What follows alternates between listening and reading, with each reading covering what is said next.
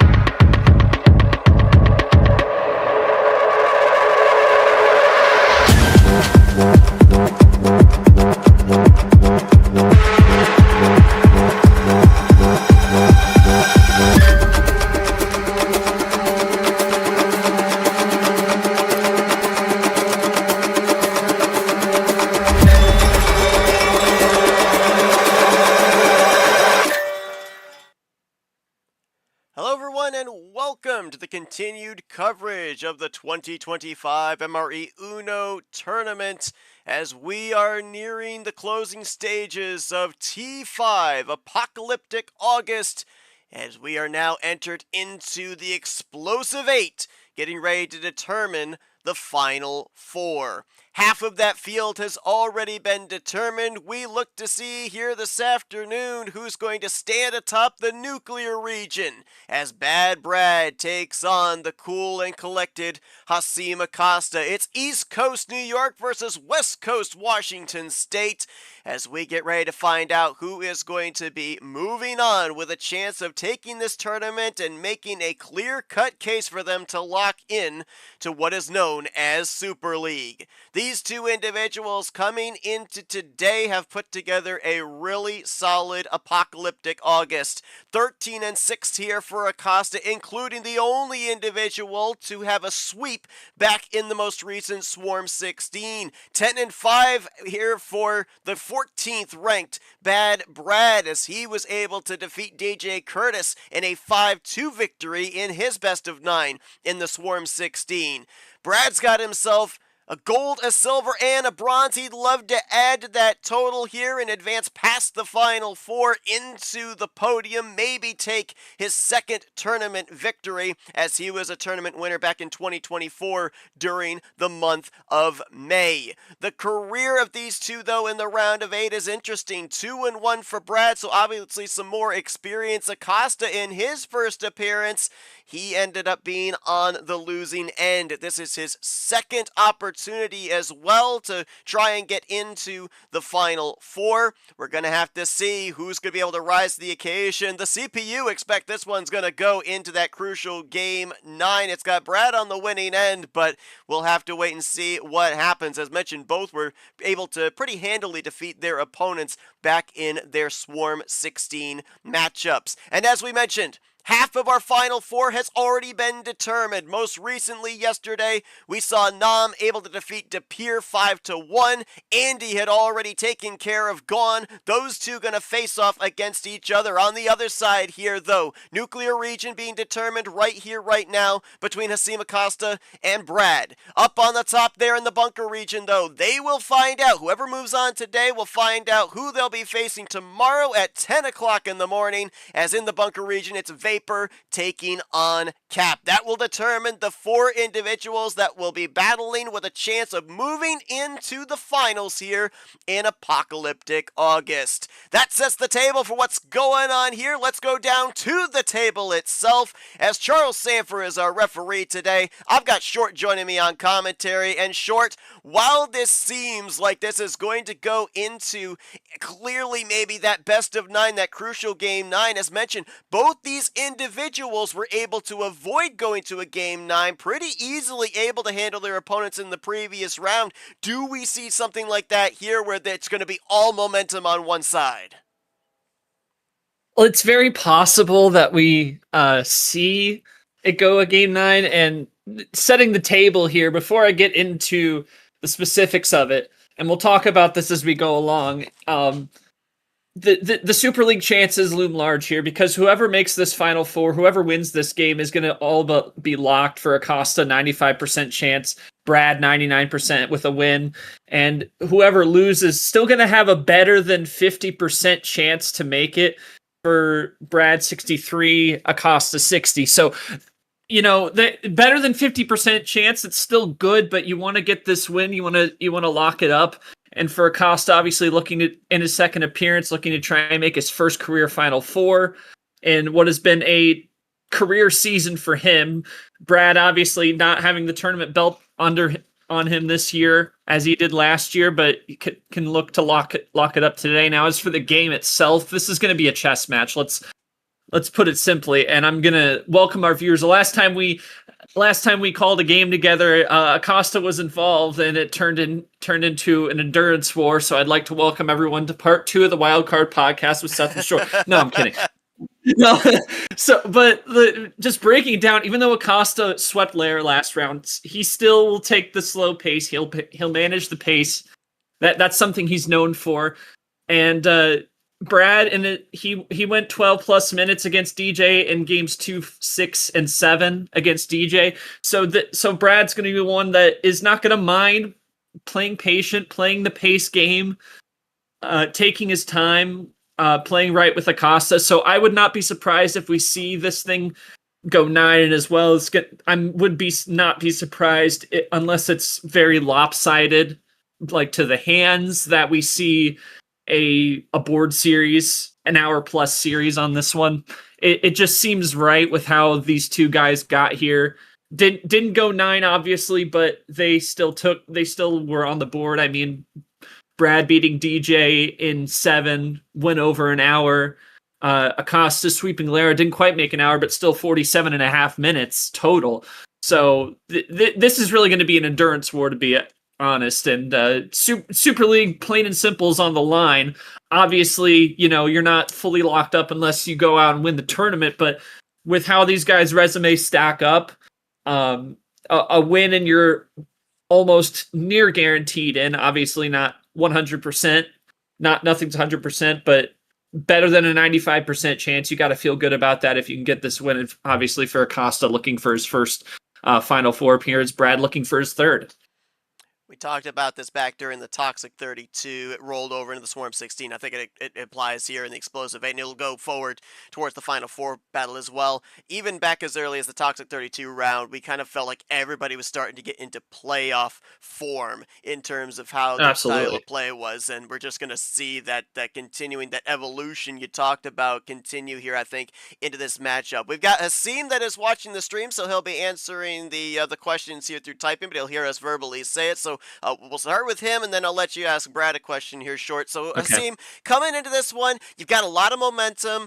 The stats in your favor, and the fact you were the only individual to be able to do a sweep in the round of 16. Opportunity to be able to lock yourself into your first career Final Four. How much pressure are you feeling right now? We talk about your play style as calm, cool, and collected, but have you been able to kind of lower down the heartbeat there and not have the nerves, have the jitters here heading into this matchup here with an opportunity to advance, maybe pick up your very first tournament victory?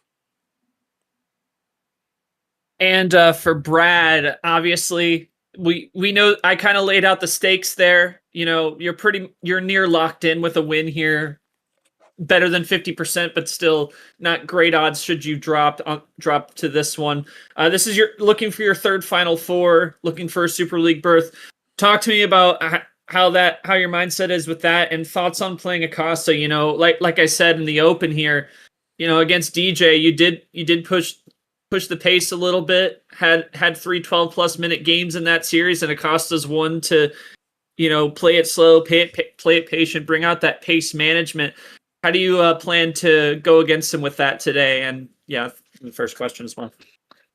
Okay, for Super League, I don't want to worry about that right now. I can worry about that later when ranking stuff, but for now, I just have to win this game. And I know Acosta can take it slow, but I can take it slow too. I know that. like I just prepare for whatever comes at me, I guess. Yeah, plain and simple there, Seth. And yeah, he's gonna be ready for it. It's not gonna. He's not an impatient player. He's shown that before, and he's gonna probably show it again today. We'll see what Acosta says, but this is definitely. I wouldn't be surprised with just like when Ed played Acosta and we were there. It feels like it's gonna be quite similar. Very methodical, very patient. A lot of moments where you stop and think about what you're going to do, where the best path forward is, and that's what both these guys are going to do today. Here comes Acosta's answer. Yeah, Acosta saying the pressure is there for sure, but it's been a great year. Hopes to continue after Super League. As for Super League, it would be a bonus for this year. Yeah, I feel like it's kind of been a default answer. I feel like as I've talked with individuals back in the round of 16, here yesterday with Nam Tapir in the round of 8, we're having the exact same answers here from Brad and from Haseem. It's basically, I'm focused on today. If Super League happens, great. I'll focus on it when I get to it. But in order to get there first, I gotta get through this series. I'm laser focused on the here and now. And I think that's important too, because you can have in the back of your head, oh man, this one move, it could determine my Super League status. You can't do that. You do that, you're gonna probably end up making mistakes. You're gonna be outside of your comfort zone. Another thing I noticed there with what Brad brought up was, we've obviously documented about in the matchups we've seen with Haseem here pushing towards this explosive 8 is the laid back, slower playstyle. Brad said, I can do that too. Reminds me of yesterday. One of Nam's strengths here in the home stretch was his being able to draw back to 20 cards, the max 20 cards, and then run the table with some big runs in the closing stages. Tapir ended up saying, hey, he loves doing that, but hey, I like draw cities as well. So, with Brad saying, hey, if he wants to do the laid back strategy here in style play, I could do the same thing, kind of maybe in a sense show a slightly different look. Play into what the other person's doing. We talk about the period of adaptation could be something that we'll see here, maybe on both sides, depending on the style of play we see in the similarities and in the differences. Yeah, definitely. It's gonna, yeah. And Acosta mentioned having doubts on retiring after losing to KT, but now been a crack rush. Don't do drugs. Yeah, don't do drugs, please. We do not endorse that, but yeah, it's going to be interesting. I feel like we've seen a lot more people in this division, go for that kind of strategy because so many more strategies are being adopted. So much more thought is being put into every game. And to your point about what everybody's been saying about Super League, that's the right mentality to have. We ask these questions about the chances because we have to. We're in the commentator booth. We know what the stakes are. They're laid out in front of us. It's because they're talking points we go throughout the game, but really it's if you're on the table thinking about it, you cannot get caught up in that because you'll add extra pressure that you don't need to be thinking about as you're going along. Need to make sure that you stay focused on one game at a time, and that's exactly what professional athletes do in any high stakes series. Like ask any player in the Super Bowl, like talking about how like there's a championship on the line, but they just treat it like any other day. They treat it like any other game. They acknowledge the stakes. They acknowledge of what's on the line. Both these guys have acknowledged what's on the line. They're not ignoring it, but they can't let it dominate their headspace, and that's exactly what they're doing. And that's the right way to attack what they're going after today. We've seen some incredible second half runs here from pretty much the T3 to T5. We saw DJ Curtis have a resurgence. He's been eliminated. Cody Lamas had a resurgence. He's been eliminated. Acosta is trying to keep this resurgence going here today. If you're brand new to this, it's basically how it goes. Best of 9 series. The higher seed, which is Brad's, going to get the first 2 homestands. Next 2 will go to Acosta.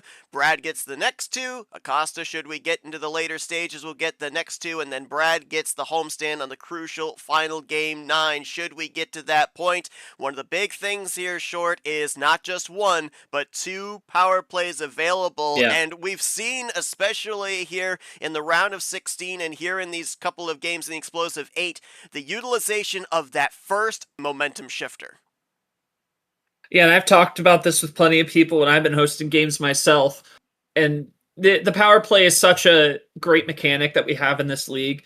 And adding a second one to it just it gives so much more unknown and so many more layers of strategy to it, because you think about it, like most people think, oh, I'm gonna save my power play for like a deciding game, like a game where you're in position to win the series, right? Say in a best of 7 and you're up 3-2, you want to have your power play for that game 6, right? But in a best of 9, it can be hard in a best of 9 with 1, but with 2, you can feel good about using one early or middle of the series if it's close, and be able to protect a run that you may need 2 turns for, and still have another one for that clutch moment. But I mean, obviously there are plenty of people that will just go full balls to the wall, just throw it out there. Lane Sanders comes to mind. He'll just throw it out in a game 1 when he only has 1 power play. We've seen that.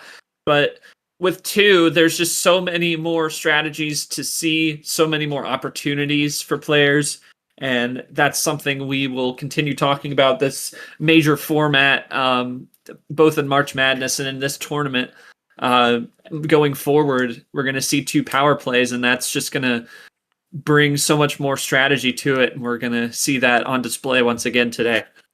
Well, who is going to be top of the heap here in the nuclear region? We're going to be moments away from finding out. As mentioned, Charles Sanford is our referee. He's going to be putting in what we get for our first call for this series. As Brad, the floor is open completely. How are we kicking off this best of 9 series here in the Explosive 8? It's going to go 11. Okay, if I'm not mistaken, I believe the matchup we had with Nam Tapir yesterday, we started with 11 as well. So back-to-back days where we're going to kick it off with the dual ones. And we're going to begin this series with red. Board. And we're off and running.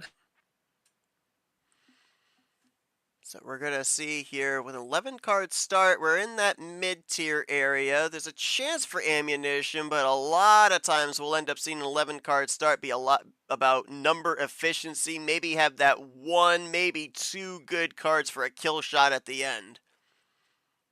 And Brad, starting again with 11, did start his game against DJ with 11, as he's going to go with a first turn switch. And that's something I've noticed. I've mentioned this as well on stream, Seth, is that first turn switches, I've started to see they've been more prevalent lately, trying to make a statement early and get like maybe pull an early fade potentially. And if you have that number that you can switch to and you want to take an early shot, go for it. And that's something I've seen quite a bit lately.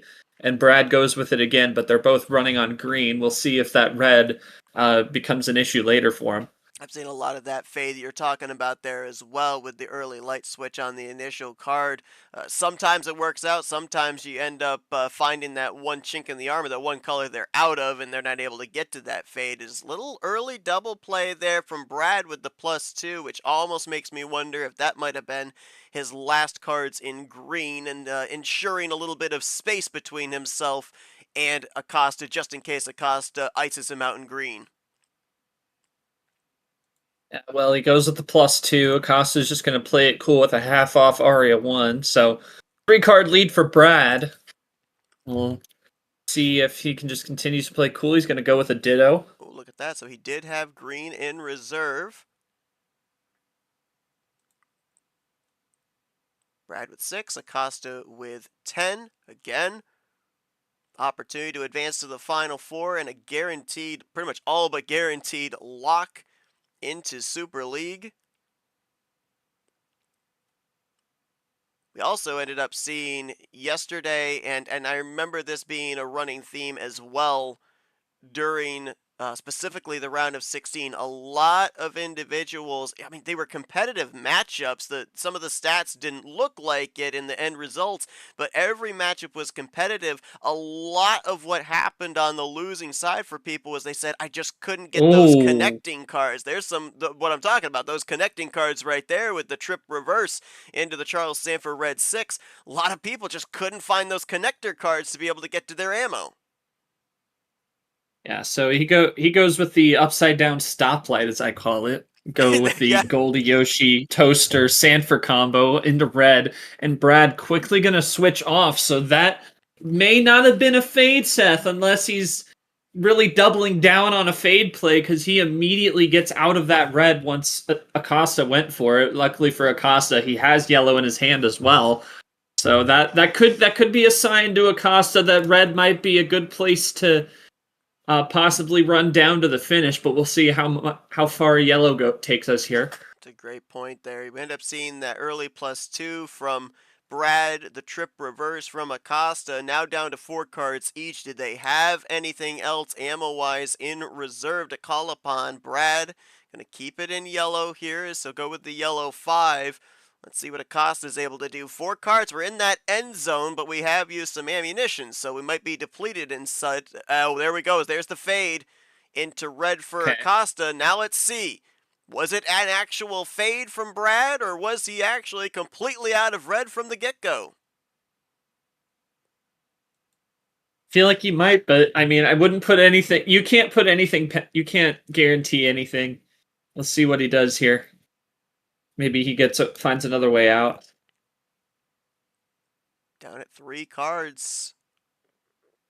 Taking a little bit of time here. Again, said that he can play Oh, the fade back. Wow. Okay, I'm sensing he doesn't. Yep, I think you're right. I think that guarantees that he doesn't. Brings it back to yellow with the wild. Looking to ice Acosta out. Force him to draw back currently at 3. Now the question is, does Acosta have a wild to change it back?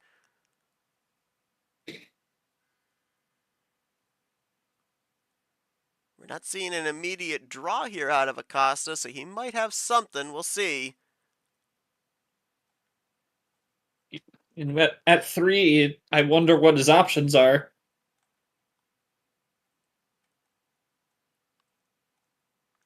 Acosta was the one That's that the made the first fade wild off of the of game. yellow. Yeah. Oh, he's gonna power play. Oh, wow.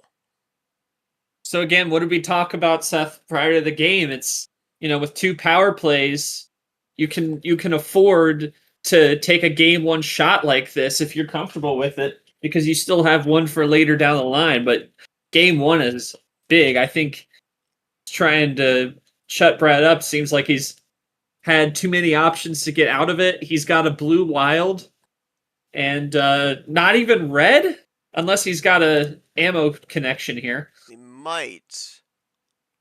Let's see what he's going to end off with. He's got Oh, just blue. Wow. Just blue. Oh, okay.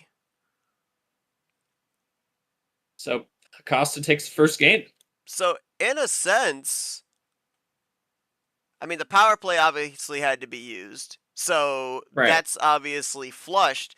But in a sense, the wild being played there by Brad kind of helped Haseem out, because Haseem didn't have any red after that. That was his last red. Yeah. So he would have more than is it safe to say that maybe even despite the wild being played by Brad, that more than likely with what we just saw right there, with that wild available to get over to blue, we probably would have seen the power play 1 turn later anyway from Acosta?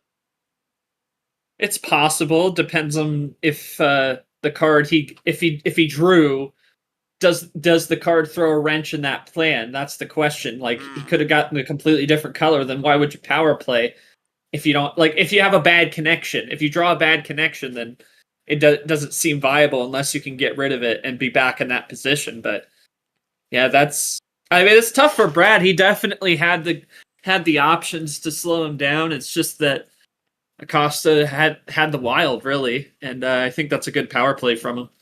Yeah, I mean, I guess I'll ask you that same question I just asked there, Acosta, since obviously you were the one that had the hand there and were formulating the strategy. Obviously, an opportunity there to use the power play, use the wild to have the double to end out in blue. Depending on what was going to be played there, if it wasn't the yellow wild, if it was a card that wasn't going to force you to have to draw cards back, was the power play already in the forefront of your mind to be able to close the thing out with the wild and the two blues here, or was that kind of maybe a little bit of a last minute decision? For Brad, I mean, I don't know what more you could have really done. Neither of you, let me check that. Yeah, neither of you drew in that game. I mean, mostly because of the fact that you were able to, get away from the red so effectively, but ultimately not much you could, I don't know much you could have done other than maybe just stand pat in the red. But at that point, I was thinking that he had the red to the finish. Oh, you could have used your power play. Did you have a path from that yellow wild? No one drew, so he definitely had something to finish right there. Yeah, I figured as much. Brad, did you have a path with the power play after that wild to win it? Then okay, so that's neck and neck at the end there, Seth. Yeah. But yeah, I guess it's just Brad was beaten to the punch, or I guess he just. I mean, it's not a bad thing to save it in that situation. It is game one, but that's a good sign of how this series might go. Very even. They both had a chance at the win. It's just Acosta decided to tip it in his favor with the power play. And So, I remember something that Tapir yeah. said yesterday too. When you're up in like the upper tier for a card star, like the 13 to 15, the law of averages would say that there's probably ammo on the other side, so you want to use the power play to block that out. But, when you're down here in maybe like the upper mid-tier region, law of averages not quite as much in favor of that ammo being on the other side, so you may not have to use the power play. And that could have also been a reason there why we ended up seeing Brad maybe not pull the trigger there, thinking, seeing that trip reverse there out of Acosta, thinking, okay, a lot of his ammo is gone. Maybe now I'm just going to be able to run what I need here and not have to use the power play to finish it out. We see it so many times where, that one move ahead, you've got the finish, but that other guy just preempts you by that one move. But the good news, if there is any for Brad, is now he's got the two power plays to Acosta's one. Yeah. Yeah, definitely. He has that advantage, and I mean, he was right there. He could have done that as well, but I think Brad probably trying to save it for a few games down the line. We'll see how things turn out. But overall, though, the biggest advantage, I think, in that game was Acosta's trip reverse, but ultimately it didn't do a whole lot because Brad just went right back to where he wanted to go. But Acosta also had the yellow, so it was kind of like plan A.5 maybe, because neither drew, but both were throwing like unexpected haymakers at each other a little bit down the stretch there, because Brad was just icing the red out as much as he could. It wasn't clear in the beginning, but it was clear after he pulled that first wild that that wild that he had, that he was on the yellow train for sure. But I mean, good on Acosta for sensing that. I mean, in hindsight, he didn't have a way to. I mean, yeah, he didn't have a way to get out of a blue wild, so he would have won without it. But I think in the situation, you can't think about how good or bad power plays are in hindsight, because you don't know. You don't know what the other person has. You have to. It's all about situational awareness, and I think for Acosta that was good because of how he was able to counter him 3 separate times when he tried to go the direction he wanted to go. Brad had an answer, and it's not a bad assumption to make that Brad would have another answer lying in wait. Didn't have one in the end, but still a good power play. So I can support that for Acosta. Good win for him. We'll see how close it can be in the second game here. See if Brad can try and get it back. Yeah, one of the key things, no matter when you use the power play, you want to use it and be on the winning end of that game. Otherwise, it would basically be a wasted power play. So Acosta able to do just that, takes a 1-0 advantage on the road. Brad, though, got a second homestand coming up here, so look to draw the series even 1-1. He's got everything available to him here for game number 2. Brad, what are we going for? Gonna go one up. One up there to an even dozen. Our referee, Charles, says that we were right on the nose. 6 minutes our first game went. Yeah. Start with a Stingray, yellow 5. See if Brad wants to make a switch. He will, again, off the gate to the again. blue JT5. Yep, so another potential, potential fade. It wasn't a fade last time. We thought it was a fade. It looked like it could be a fade, but he was actually completely You never out know. red. He could be doing that again. He could be doing that. It varies hand to hand, and I think, although he went with it quickly, so you wonder how fast they get to it. If it's like under 30 seconds to switch that, maybe you think he's actually iced out on it, considering how it went last game. But we'll see how things develop. And Casa with a slight Clint play there, not a yellow 6. Bot didn't respond, so it's possible that wasn't hit. Oh, blue 6. There you go. Okay, I wasn't sure if he was It's going blue 2 6 or rows trying to above bring it. back 2 to rows yellow. above it. Yeah. Yeah, not quite. And the bot didn't say anything, so he may not end up having a 6 on yellow, but we'll keep it going in blue as Brad drops the on Jack 1.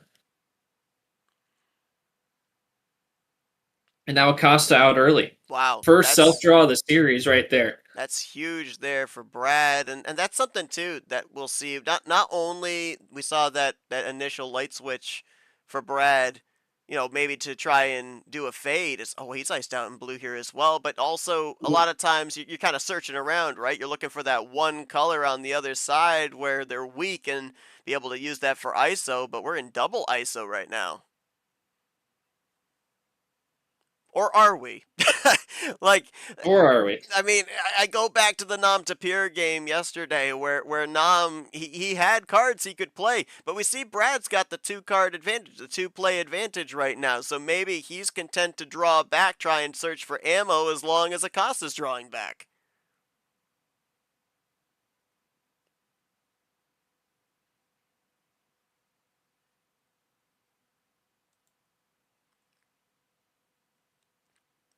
Brad still with the drawback here in blue. Acosta looking for some top deck luck. He'll find a blue 7. There you go. So say they're both back at the starting line of 12, but Acosta's going to make the break. And that's the kind of thing I talk about plenty, Seth, is, with those kind of draw cities, it's a short one, but when we get a longer one, it's kind of a staring match. Who's going to blink and make the break first? And again, this is kind of a wink for Acosta, still in blue. We'll see if Brad plays something off it. He also top decks a card. And you also have to think about, when you're in draw city, it's not always that you don't have anything in the color. You might just be trying to build the portfolio of ammo. Is Acosta going to go with the other yellow 5 and switch over? But again, with those draw cities, you got to think it's not just because, at least early, it's not always because they're out. It's because maybe one person's out, the other's comfortable to build a resume of ammo, build that handout to try and make a break forward. And Acosta is going to try and start that, but then it's all going to come down to who's confident in their hand to take a swing at running it down. And Acosta is going to try and take that swing, but Brad is going to put us right back into ISO. But he has a little bit more there, so saving a little ammo, just like I was talking about right there with the 4-play back into blue again, and a +6 for Acosta. You kind of almost have to wonder if, maybe he was looking for that connector, that blue 9 there, had the blue +2 and the blue skip, just didn't want to, leave it open on one of those ammo cards there. Store up that until you're able to find something to cap it off with. Definitely not with the +2s either. Don't want to leave those open. But a skip you can get away with leaving open, but a +2, definitely don't want to leave that open, at least this early. As he's ahead by 10 now, but Acosta's just going to continue to go.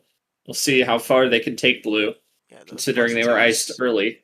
Those +2s were stacked. And So Brad's going to 6 go quick freshies to went to red. Acosta. Ooh, okay. I mean, Brad with a little bit more freedom now to be able to try and establish whatever color he wants to be in, as you said, with that 10 card advantage, that Yes. buffer in between him and Acosta. Yes. Even if Acosta hits him with, let's say, a +2 or a +4, the advantage is still there. He's going to play it cool, 1-up to the Monaco 7, but Acosta, he can probably play a few turns clean before he's got to start thinking about pulling some ammo, because I would think at 17, at 15 cards, he's got something in the back pocket. He's going to have to start thinking about it, thinking about taking a shot to chip away, whether it be some skips and reverses or maybe throwing some freshies at Brad. We'll see what he does. He's going to continue to play it cool. And see, I mean, obviously Brad pulling out some ammo in that one, so may not have as much as he brings it down to 4, but this is kind of the point where this is the danger zone. This is the red zone for Brad. Disregarding the fact that we're actually in red at the moment, but but we're getting close for Brad, so Acosta's got to start thinking about it if he wants to try and chip away, try and have a chance. Slow Brad down. It might be around this area that you start to consider a move like that. We need to He's remember, going to too, keep it going. Brad did that initial fade off of yellow. We've only been in yellow for a small portion of this game as he's iced out. I was kind of looking back. He used the yellow +2 to wrap around into blue. I almost wonder if his callback would be trying to get back to that yellow here, but having to draw on red and now finds a way out. Okay, so never mind. Maybe this is his... Could have been a top deck too. He did draw a card there. Could have been a top deck. Well, it's hard to tell. It gets very foggy in this situation. Finds a way out potentially here. Let's see what Acosta does. Again, more options with 12 cards than with 4.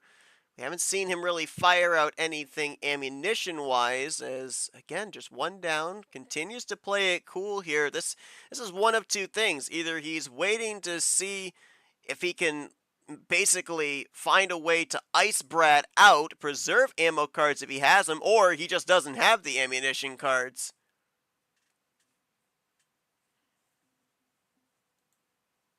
They're both clean on green, as we say.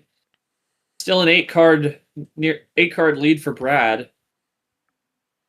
That one draw has cut it down just a little bit for Acosta, and I think that's just a little bit of patience from him, waiting for him to draw, but Brad able to get out of it quickly.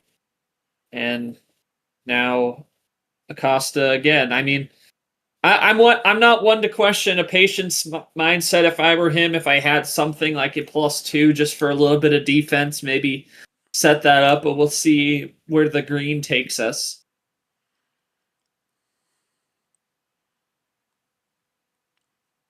And he's gonna throw that 6 back in his face, and there's that move I was talking about.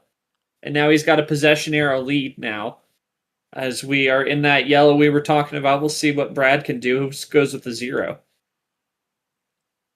Maybe thinking that could have been, well, I don't know, with 11 cards, probably still has some more yellow, but could be thinking about maybe Acosta being out of yellow with that 0 play. Hard to light switch off.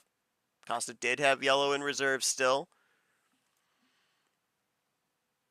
And we always talk about the whiplash effect. Those +2s, those +4s, what does the other side get in return? Is it something that can maybe help them? Is it something that's going to hurt them? I remember there was one time, there was a match that I watched. Somebody was hit with a +2. Their return, 2 +4s. Never seen that before, but it's like... Yeah, it's a rarity for sure. Costa's going to find his way back to blue there via the 1. And Brad says, nope, we're going over to green. So that's really the first trips undercut we've seen on the numbers. And Acosta still has green, so keep it rolling. Bring Just Despite down going to out of the it, might have been side. fading it a little bit. So knotted up. Well, no, right now Brad with the actually one play advantage. And Possession he'll arrow, yep. extend it there to 2 as he'll play And a little bit more of the possession arrow, yeah. Yep, ALP green 5.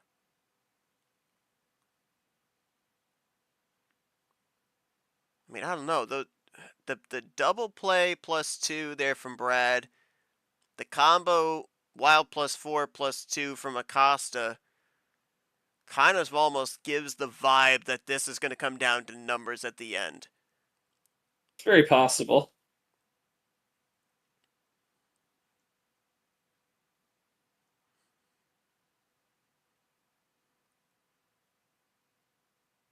Costa taking his time here, considering his choices with 6 cards remaining to Brad's 4.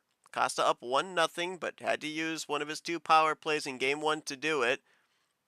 And he's going to have to draw back. So now Brad firmly in the driver's seat now. Let's see what he's able to do. Can he continue to run in green?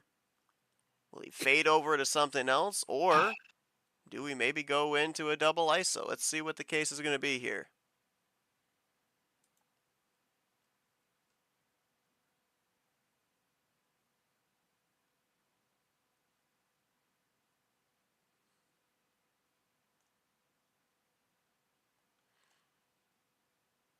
I mean, Brad's already flushed one of the power plays here.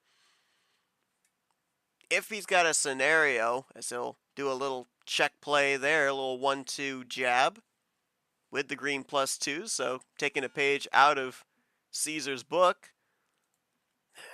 If you've got, well, he's down to 2 cards now, so that kind of negates that possibility. But I mean, you know, in these early stages now, since you have that one power play flushed on the other side, does that make Brad maybe a little bit more aggressive to maybe use one of his power plays here? Or do you think that he's going to be of the mindset of, since I've already got one gone here early, I'm holding on to them for that midway portion, maybe using back-to-back games if the momentum's on my side?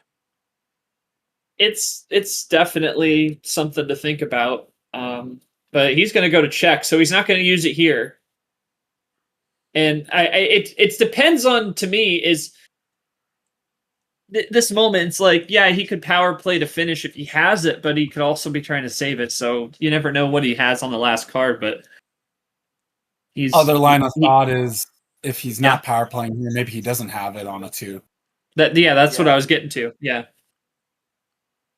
It's just so hard to tell because the early on, now you talk about maybe a game 7, 8, 9, and he doesn't use it in the situation. You got to think maybe, maybe he doesn't have it, and that's a possibility. But in game 2, it could be really any direction. As Acosta's going to play a 9 cool, see if Brad can get this. No. So Brad was clearly relying on maybe that right number from Acosta to find a path to the end. Didn't get it. Has to draw back, and now let's see what Acosta is able to do. Currently sitting at 8 cards. Actually, correction, 9 cards. Let's see if he can start to put a little run together, close up the distance between him and Brad. If he can continue to play and Brad continues to draw back, they could find themselves netted up around 6, 7 cards each.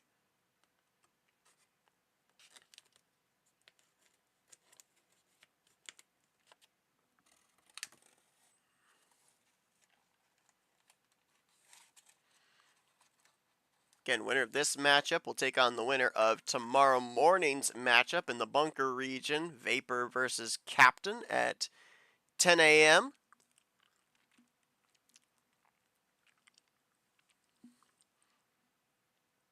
Wow.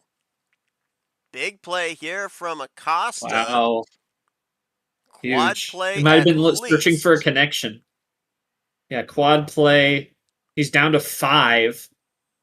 Brad at 2. And nope, he doesn't give him any cards, so this could be risky as he's down to 3. So we'll see if Brad has something lying in wait in red, he's got a 4. Does.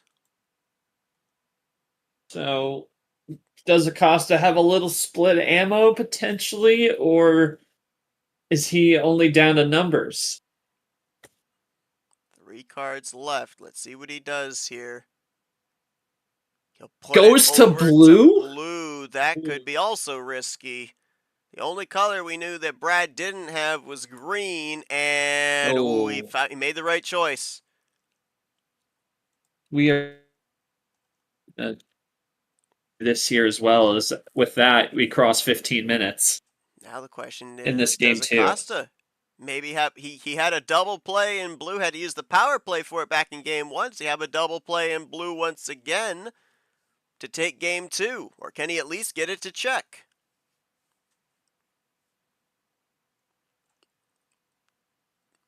Ditto play will get him to check.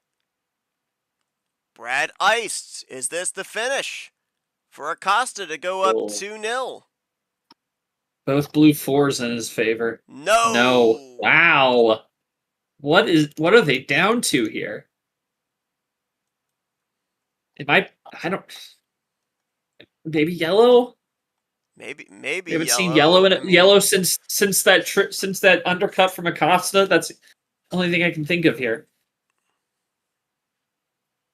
Could be yellow. Now we're gonna muddy the waters here in Draw City. It could be red. Yeah. Maybe Acosta got scared when he saw the Tapir red 4 played there by Brad. Thought, okay, maybe I shouldn't keep it here in this color, and made the light switch over to blue to ice out. So maybe it was red that both of them needed, but Acosta didn't want to give the advantage to Brad to close out first.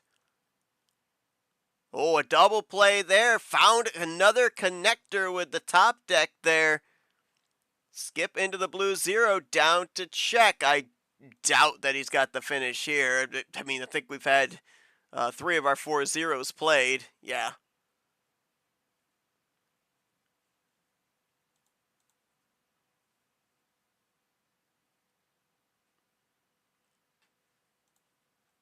So now we continue to draw back, and we may draw back in here for a while, but you saw some of those cards there by Acosta. We talked about one of the big themes here has been people saying, I just couldn't find those connectors on the draw, and Acosta's been able to find quite a few of them here in this game.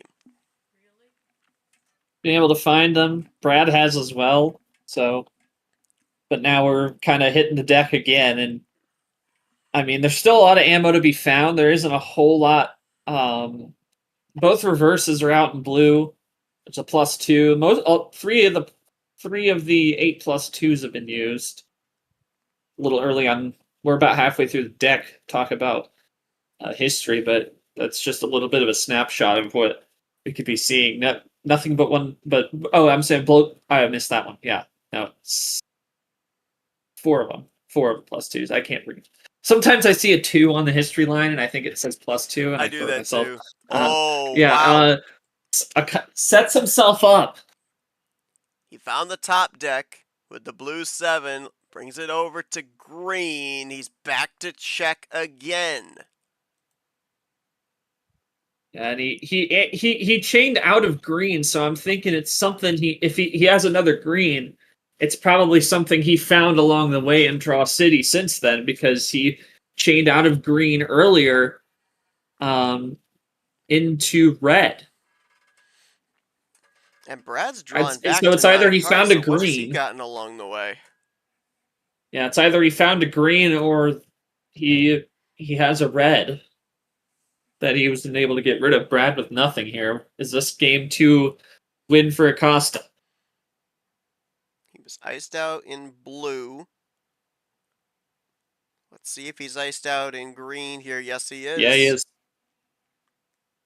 Feel like it might be red, Seth. You might be right. Yeah, could very well be. It could also be yellow. It could be yellow because we hadn't been in that down the home stretch. Could just be that one annoying yellow card here. I mean, we saw for Brad, he was looking for a little number efficiency to be able to close out. Same deal here for Acosta. Ironically enough, they're iced out on the green 7, and there's only yellow 7s left in the deck. Oh boy. There's 6 sevens played out of 8. Wow.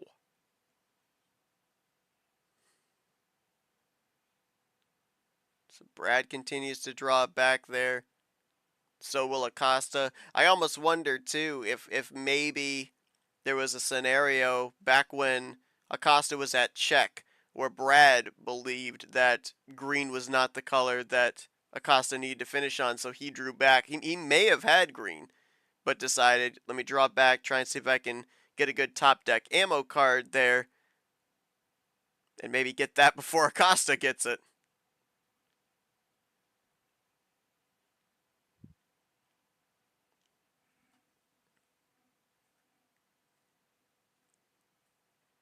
Brad playing green 1. That could have been a top deck, could have been something he stored there. Might have a path to be able to link up with that green 1 here into another color. Now let's see if there is a light switch, or does Brad continue to draw back along with Acosta?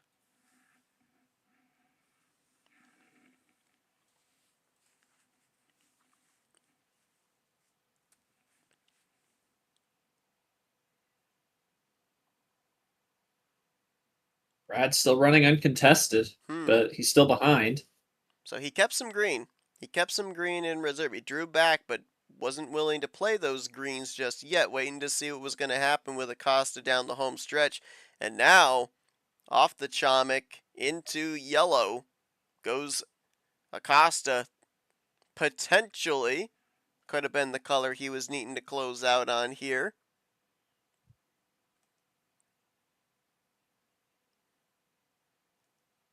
Yeah, you see 21 minutes gone by. You see it on the scoreboard for those watching on stream.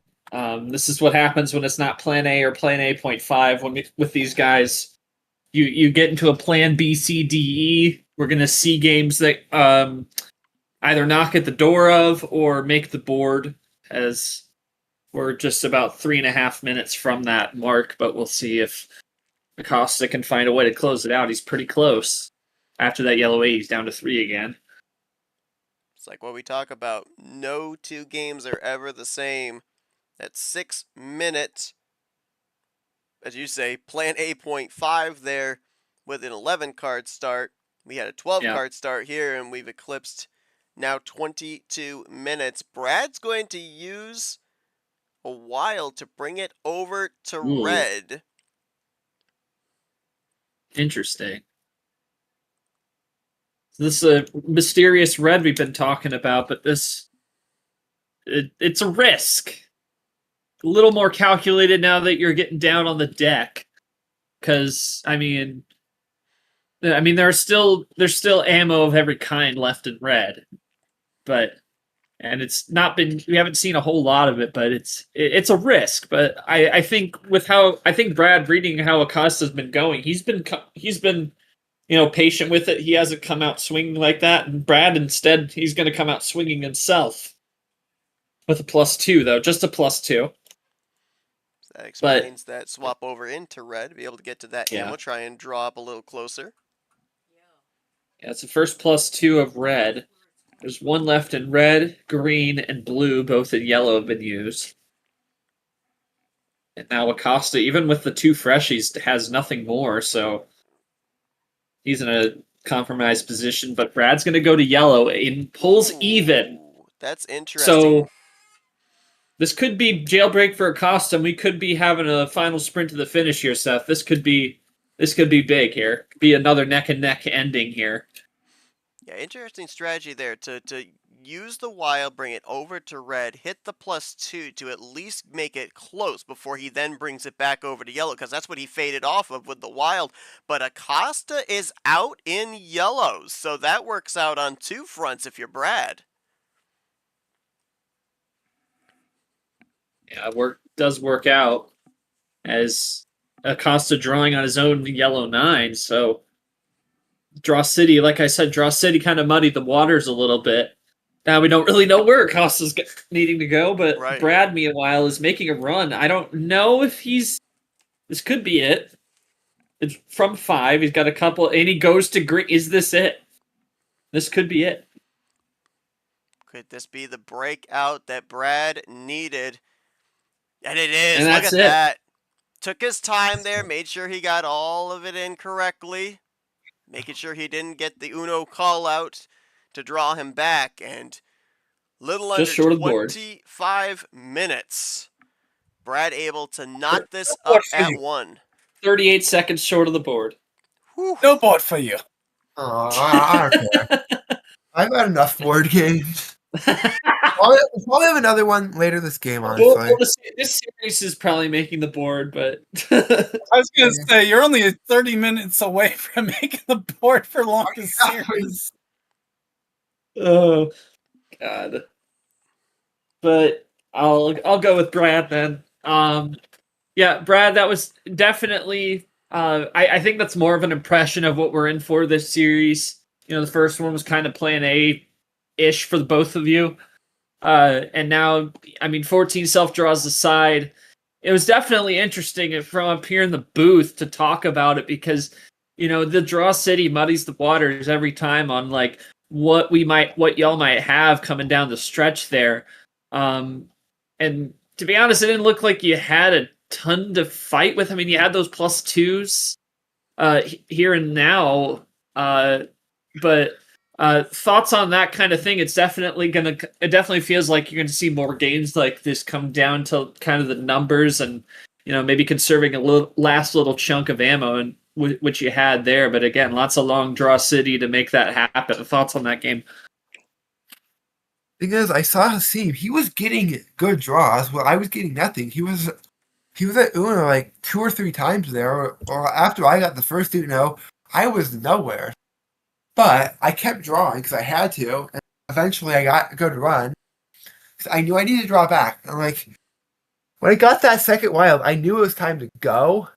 Like, I knew I just needed to go. I had a good hand. I knew I wasn't going to get any more ammo, probably. I knew I just had to go. So I did. Yeah. Fair enough. Had to step on the gas. Fears for Acosta. Yeah, Acosta, I'm going to attach it right here. Back to this point where we ended up seeing you ended up getting a good top deck. You were able to double play with the skip. Ended on the blue 0. We were kind of trying to speculate what was that color you needed. You know, we were considering red, and you faded off of it there when we saw Brad get down to check. Didn't know if maybe it was a red or if it was a yellow. What was that one mitigating card that you had right there that you were just trying to get to? Because it kind of looked like more trying to rely on a little luck number efficiency there of Brad maybe being able to play the number you needed to close it out.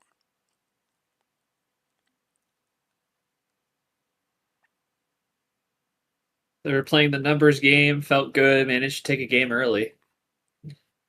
Oh, double yellow 8. Ow. Okay. So it was the yellow. I mean, we ended up seeing about 3 or 4 times here in this matchup short on both a combination on both sides where they'd get down to check. They just couldn't find that one card to finish it out. And it mostly came down to either just having that one color they couldn't get to or not being able to have the number efficiency to be able to close it out.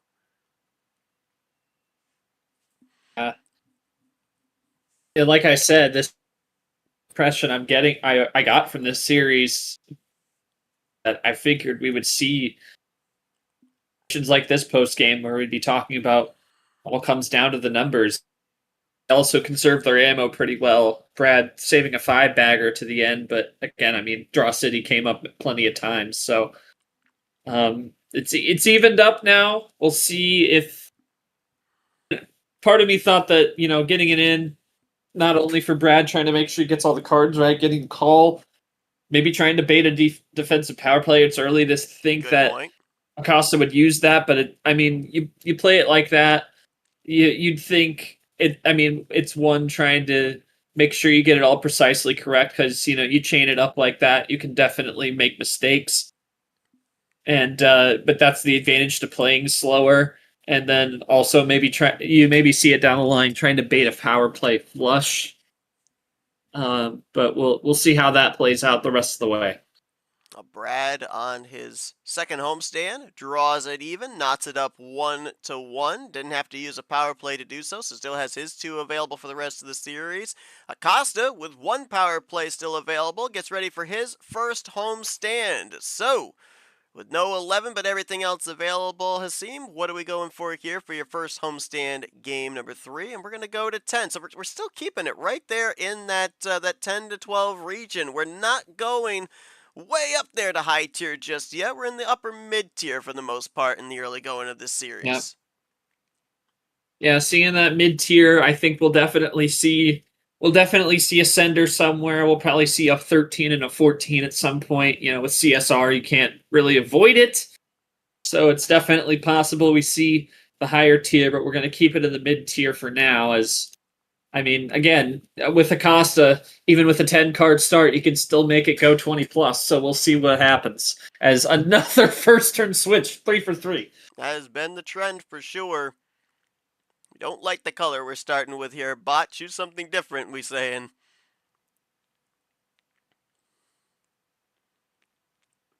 So now the question would be, is the scene completely out of yellow? Is this a fade? We don't know. It's possible. Oh, we're going trip 7. We're heading to Vegas.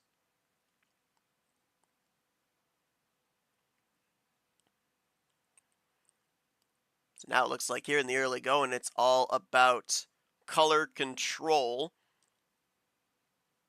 And Acosta will play the Tapir 4 and follow. Oh, Brad gonna hit a trips play right out of the gate there.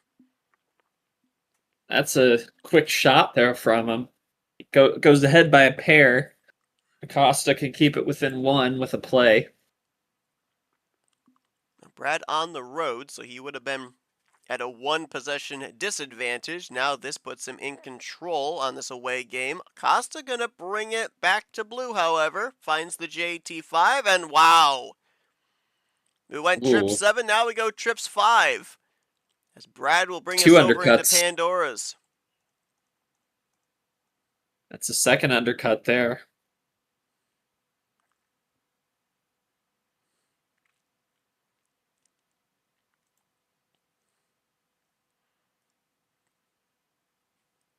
Costa with a double play there.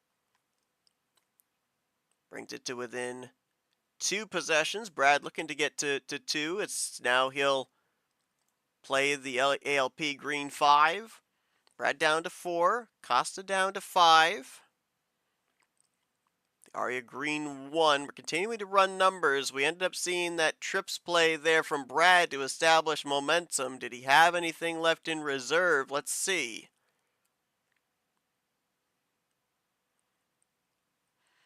He'll bring us back to yellow.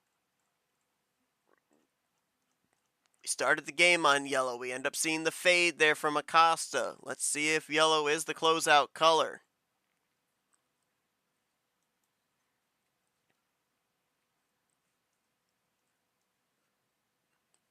Brad doubles up. Into the yellow 8. Brad down to 2. Acosta looking to join him. Maybe get to check. Maybe have a close. Let's see what happens here.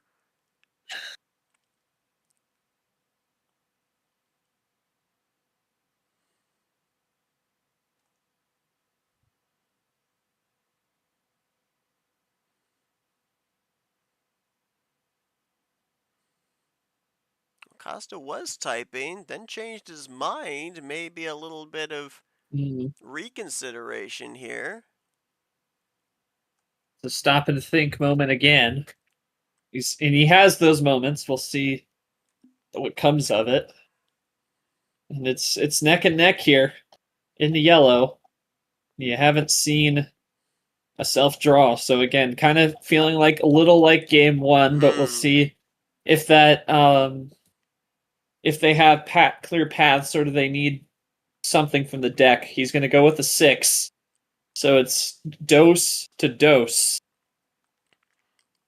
Might have been looking at that card history there, thinking about, what card to play to avoid a potential light switch possibility here for Brad, trying to play the numbers, play the percentages. With it being so early. That is the first 6, though. So the history, I think, a little early to make, unless you see like the 5s have been played a lot. That's the only percentage I could say you could pull. But looking after that 6, there hasn't been a 6 played. So, but also on the flip side, you have to think: is he trying to bait one? That's another thing to think about. True. That I was thinking just specifically trying to avoid a switch, but is he trying to bait a switch? That's another question. I think he was trying to do one before, and Brad's gonna power play. Oh boy. And there's yeah, why. wild finish. Hits the wild in green, closes it out with the green too. Smart utilization of the power play there too, not knowing what could be on the other side. Just negate any possibility. Uses one of his power plays in the early going and picks up a win on the road to go up 2-1. Yeah, that's the same question we're asking. Yeah, exactly. Acosta, what would you have there at the end there for those final 2 cards? Had a yellow. He did have a yellow. A yellow. A not yellow. 2. Or maybe I'm he had almost something wondering else. if it might have been maybe double 6 in yellow. Maybe, I don't know. He talked about having double yellow 8 at the end of game 2. Yeah. Right, at that point in game 2. He wasn't 2 though, so he said a yellow might have had something else. What was the other one? But yeah, Brad, that's kind of like a mirror image of what Acosta did to you in game 1. I think just kind of trying to protect the run, because you never know what might be on the other side. You kind of learned that lesson in game 1, applied it to game 3. Thoughts on that power play? And now it's all evened up on the power play as you go up 2-1. Okay, he didn't have it this time. Yeah. That's the thing to note.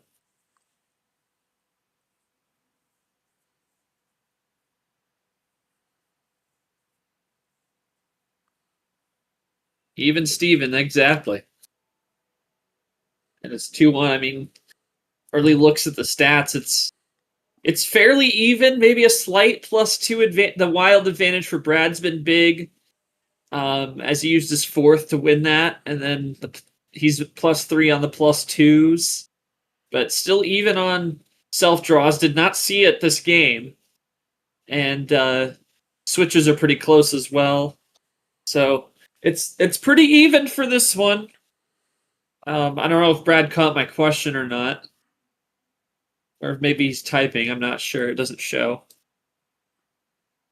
Wait, what's the question? Sorry. Kind of a mirror image game of game 1 there. Doing the same kind of thing that Acosta did you in your first power play.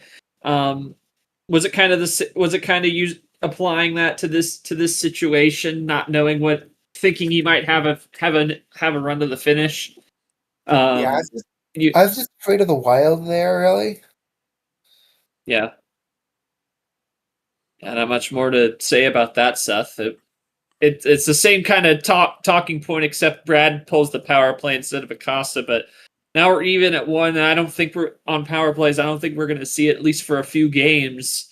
Do we see it come out again? Again with the 2 power plays, you can get away with games like this and be able to move forward still with 1 in your back pocket. So it's 2-1 to Brad. We'll see how the rest of the way goes, but I think we're going to be done talking about power plays for a few games here, unless something crazy happens. No, I think you're absolutely correct. As we were talking about, the percentages being somewhat high this early on in the game, I completely get the power play there from Brad. He was talking about the worried about the wild, and that would be not just the wild +4, but the regular wild as well have to burn up his wild. But the power play, perfect time to play it. He gets himself a 2-1 advantage. Still on the road, however, as Haseem gets the call here for his second home stand of the series. Still everything open with the exception of 11 card starts. So Acosta, what are we going for here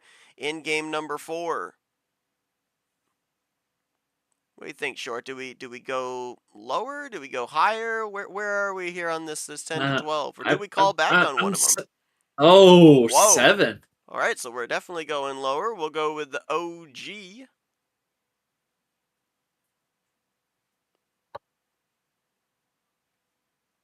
And a I plus keep 2 star. ending up with it. I keep ending up like 2 cards, one way or the other, on guessing where they're going. Hey, Charles, should I ask you the rhetorical question? Do we play off the +2?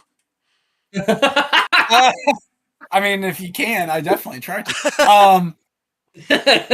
But no, like he went with 10. I had 8 pre-typed.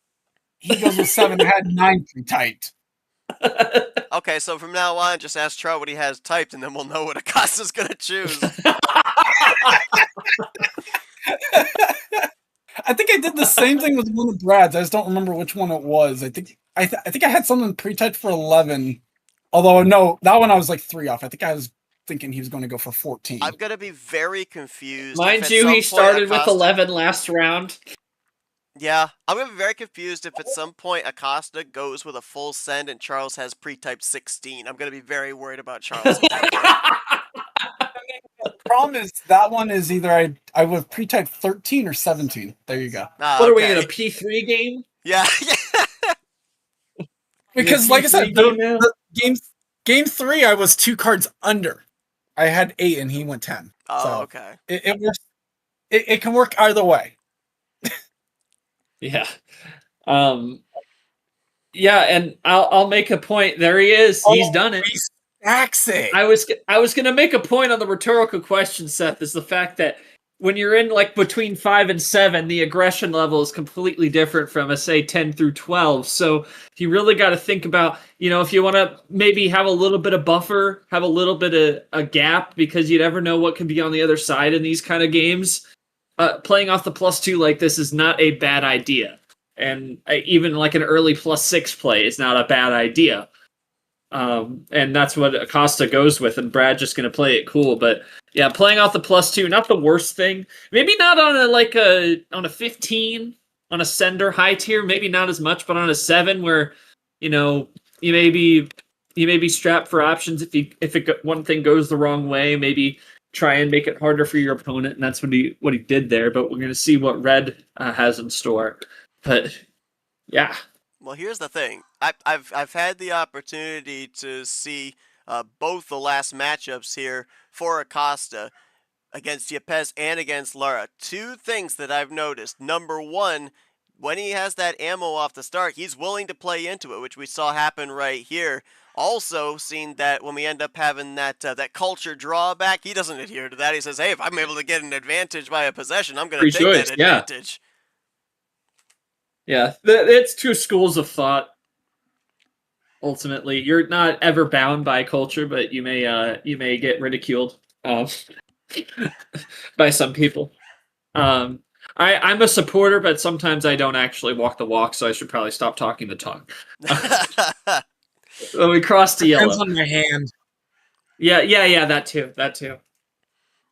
Right, give me 1 second. Yeah, because with a free choice, Yeah, because like a free choice, it's ultimately... This isn't a radio broadcast. You can't pause 10 seconds for station identification. You're... I don't even know what's our call sign over here. I don't know. WMRE? Your Probably. one-stop station for Uno. That probably would be it, actually. Not gonna lie. WMRE. I don't think that call sign exists. I'd have to look it up. Well, I mean, it depends. Yeah. It also depends on where you base it, because remember, if it's the West Coast one, then it's KW. It's KMRE. Yeah, I just say W because I'm in the W area. But meanwhile, we've seen some undercutting here. We've seen Pandora's box within 30 seconds. We need to get in on. Yeah. So we go from the red 8 to the yellow 8. Brad goes with the 9, Acosta with the green, and now Brad with the blue, and that ices Acosta. So now, and then Brad with another blue 9. Good self ditto there to keep Acosta held up. And now the game is tied, and Acosta still stuck. Brad can take the lead. And Seth is back to keep us from delving deeper into station call signs. We go with the blue 6. Well, Seth, you stepped away, and I go, Seth, this isn't a radio broadcast. You can't pause 10 seconds for station identification. You sure? Said this is WMRE, your one and only Uno radio station. 24/7 Uno. That would be terrible. It would just it'd just be live streams, and then during not live streams, just the Wild Card podcast on loop for probably 21 hours. How well would somebody be able to like commentate an Uno game where the person listening would still be able to visualize the hands? I feel like that'd be super difficult to do. Oh, but +4 meanwhile, we're going back to green. If you say enough about the cards, yeah. I mean, true, but that's a lot of information you're going to have to feed in a short amount of time. Oh, goodness. But Brad undercuts the +4, and that's basically a flush. Yes, it is. Well done. Ice and is he's back out as well, so yellow. Flushes it to draw city. That is big.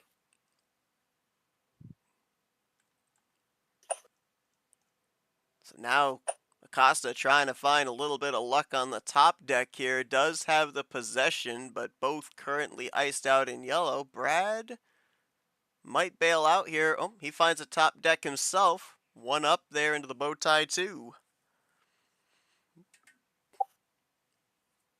Costa still nothing to say. And Brad can tie it with a play. And he's got nothing now.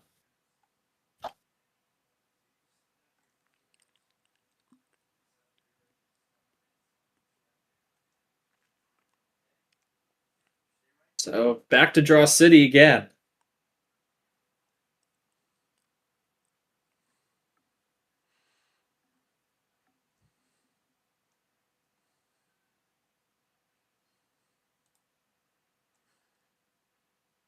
Interesting that we're this early into draw city, just kind of looking at the card history here. I mean, you'd think that there'd be some options there, if not in yellow, to be able to swap over into the red or the green, but not the case here. Well, the thing about it, though, is, like I said, this is a staring match. You know, both these guys are patient. They both play pace management. They're going to just build that hand until they're really confident in making a breakdown and making a switch. Like, you see a draw city this early, you have to think, unless they don't have a 4. There's the 4, just as I say that. But again, it's the confidence to make the break less so than having an option. Because you may have an option, but it may not take you very far. You may not have a connection off of that. And Acosta seems confident enough. Brad has green. We'll see where this takes us. So now we've broken out a little bit here.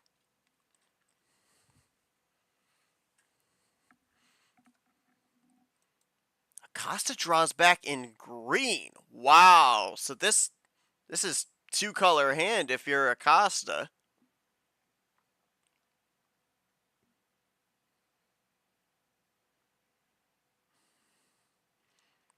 And now Brad just going to try and run the numbers, try and see if he can, if not draw even with Acosta, take the possession advantage here.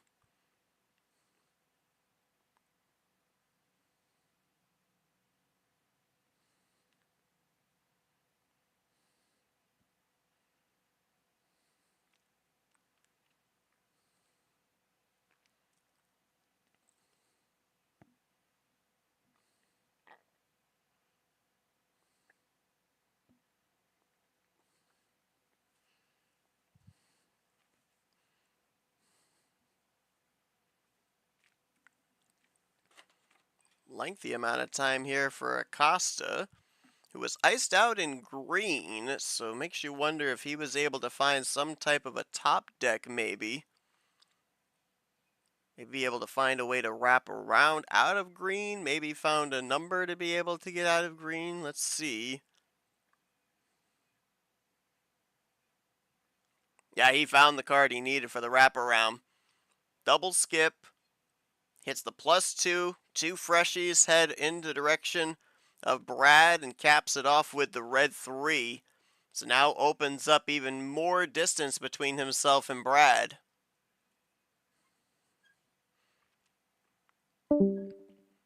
What did Brad get on the return? Ooh, he's going to bring it over to blue.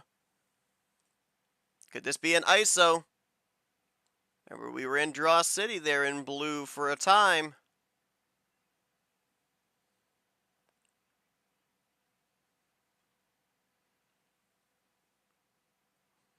Acosta had blue. Gets down to 2 cards. Brad now got to start searching around. He will go to the JT5. Can Acosta get to check? Try to knot this series up 2-2. So far, we've had 2 victories on the road, 1 victory at home in the previous 3 games played.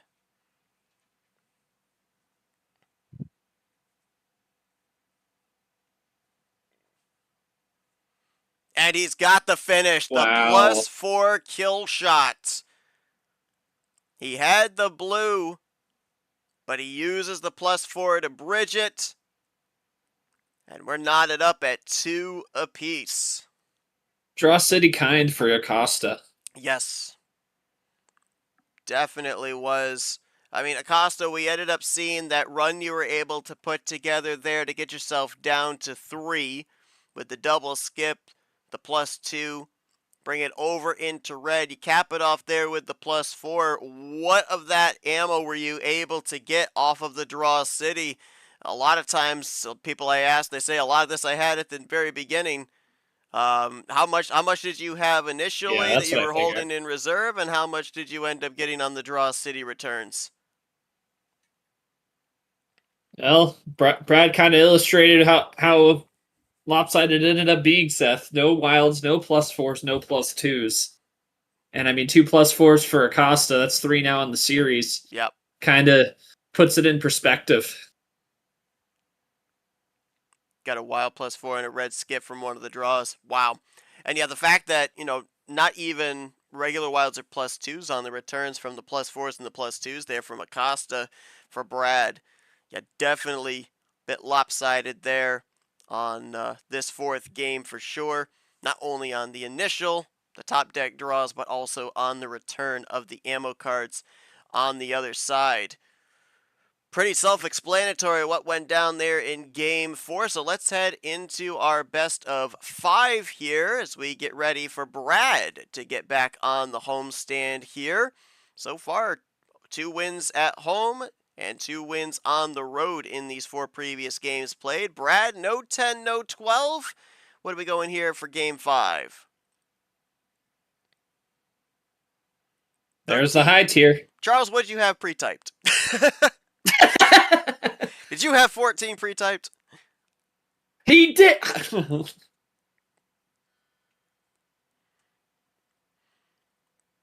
And now he's not typing. Oh no. Uh-oh.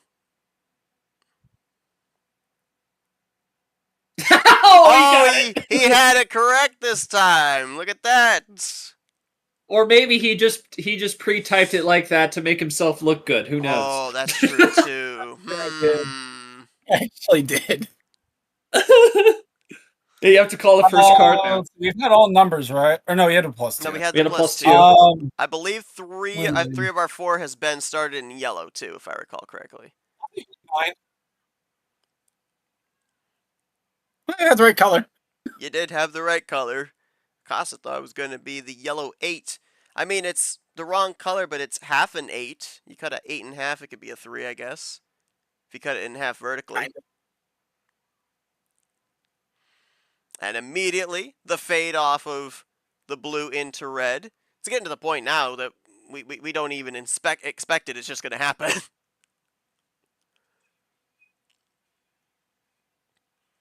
So 13. Lucky or unlucky, depends on what side of the win-loss you're going to be on here at the conclusion of this game. And in a best of 9, when we're knotted up at 2 apiece going into the rubber match of a best of 5 here, do you think that this late into the series, this is considered a must-win game, if for no other reason than to have some momentum going into the latter stages? Potentially, yeah. I think we talked about at one point in that last game we did together was about momentum with Ed and Acosta, and I think, with 2-2, 3-2 is a pivotal lead, but it's not a do-all end-all because you have to get to 5. So ultimately, that 4th win's going to be huge. But yeah, breaking a 2-2. I mean, 3-2 is definitely not a bad thing to have.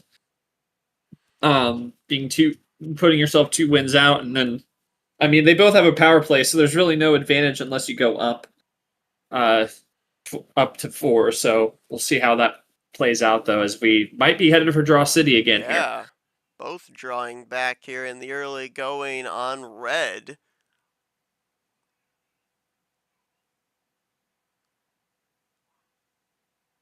And again, you kind of wonder the situation here. This was a home game for Brad. Got to wonder with him drawing, is Haseem saying, okay, I have some red, but I don't want to give you an out. I'm more than willing to let this thing go into a draw city. Well, I guess that answers that question as he finds himself a top deck and will go 1 down into the red 6. Brad says thank you very much, as that will give him the avenue to be able to light switch it over into green. Go to green with the Vapor G6. We'll see him tomorrow against Cap, 10 a.m. for the Final Four, the final spot, the final Explosive 8 matchup. Is Acosta's going to undercut with another 6 in the blue. Winner of that Vapor Captain match faces the winner of this matchup here with Brad and Acosta.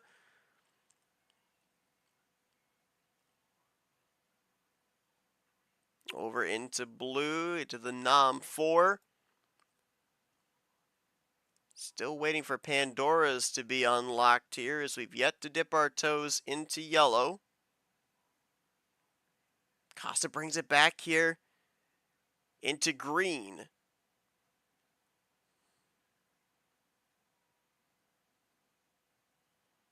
Both appear to be, I think, more searching than they are trying to establish color possession, it would seem here. They both know that, at least it looks like on the surface, both are iced out in red. They're now trying to see, is there a 2-color hand on the other side that I can expose?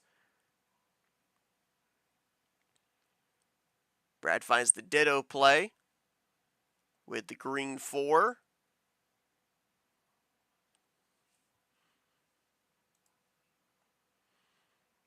Both looking to get into single digits here. Acosta looking to be the first one to break down to 9, which he will do so. Goes 1 down with the green 3.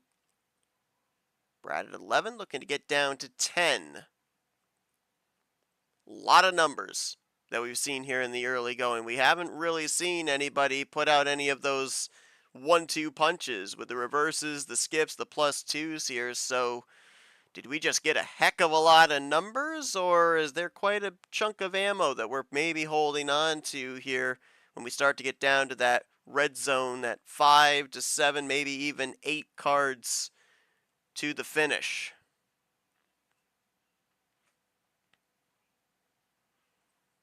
We'll continue to run in green here. We've yet to even insert the key into the padlock here for Pandora's box. Yellow still looms. Not a single yellow card has been played at this point in time.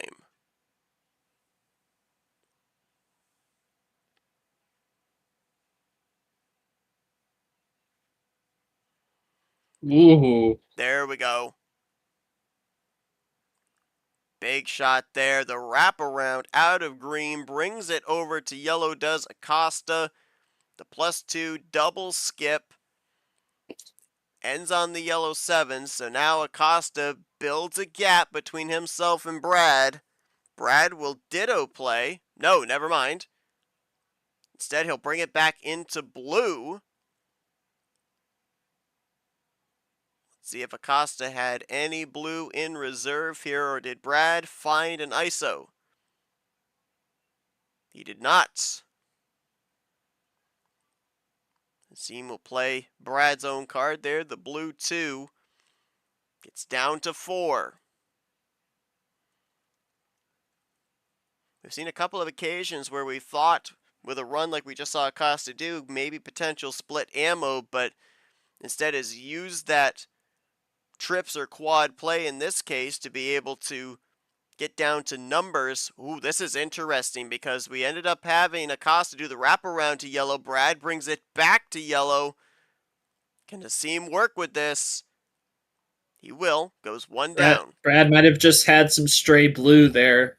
That stray 7, and I needed to drop it. Now he's going to try and go back to yellow, try and get back on track, but he's still got a lot of room to make up, and I think got to think again for Brad. Maybe make a move to try and slow Acosta down a little bit, chip away.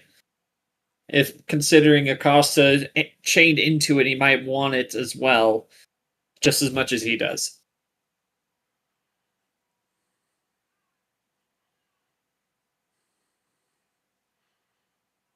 See what Brad decides to do here. Currently at 10, Acosta at 3. Rubber match here of a best of 5, looking to see who could take some momentum into the second half of this best of 9 series. Knotted up at 2 apiece. 1 power play still available on each side as well. Don't think we'll see either of them consider the power play in this game 5. I think we've used it in these first 4 games. The first one, I think we're holding on to that second one as we start to delve closer towards the home stretch of this series. Is Brad going to hit the +4? He'll end it off with the 0, tough to switch off of. And now he'll bring Acosta back away from the brink of that red zone, almost nearly tie it back up here as well. So his first +4 comes in game 5, and it's a big one closing on the 0, and Acosta, even with the +4, nothing, and Brad can take the lead now. This was the color that we were in that draw city in earlier on in this game. Let's see if Brad has anything here to light switch or to continue in red. No, he has to bail himself out there. He accomplished what he wanted. He not only hit the +4, but forced Acosta to draw back. So now knotted them up even. Now he'll break out with the regular wild into blue.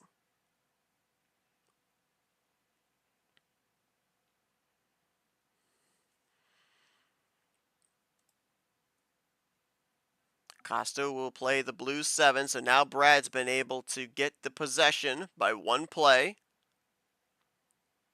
Oh, and he's going to build some distance now. 7 cards. Is this a finish? Hold on. Trips reverse into the green skip meta. Down to 4.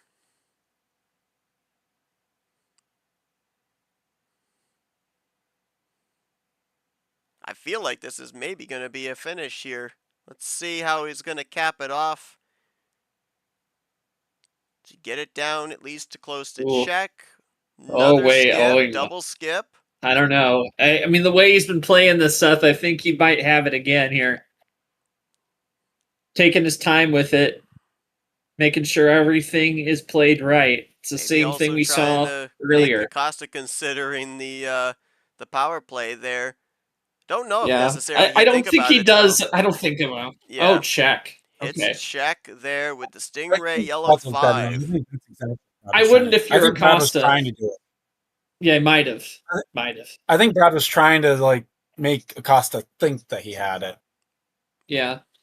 Because he could have easily played that a lot quicker if he wanted to. But even with Acosta at 7 cards, I don't think he would have played a defensive power play there. And it's not a desperate situation either. No, it's not. It's not an elimination game or putting him in position to make it an elimination game. It's a best of 9, so I mean, you're still 2 wins away, whoever wins this. So I wouldn't if I were in Acosta's shoes, but I'm not Acosta, so I'm not going to speak for his decisions, but I wouldn't if I were in his situation. If Brad had it, Brad had it. That's what it is. And he still might have it on the other side, but he's going to go blue. Ooh, boy. And he chained out of it, so either Brad is drawing or the fate of all time. No. He is drawing. So Acosta, smart utilization there of the wild. Now let's see if this was a KT Classic. Does Acosta have blue, or does he use this as a double ISO?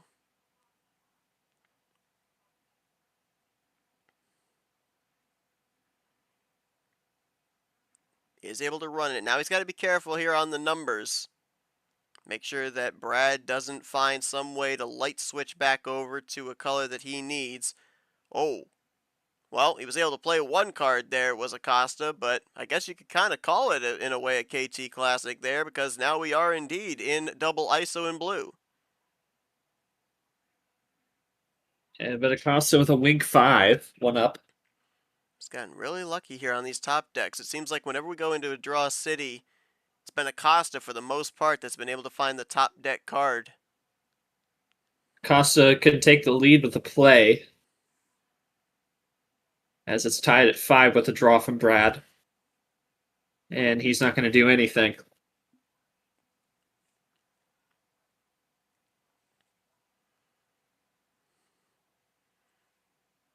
So now into our third draw city here of this 5th game.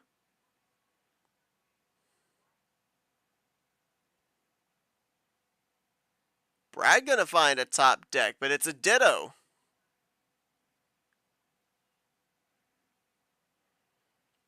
And Acosta also found a top deck, as he'll get it off of the 5 into the 9. Brad cannot play. Can Acosta use this 9 that he top decked to be able to fade into another color?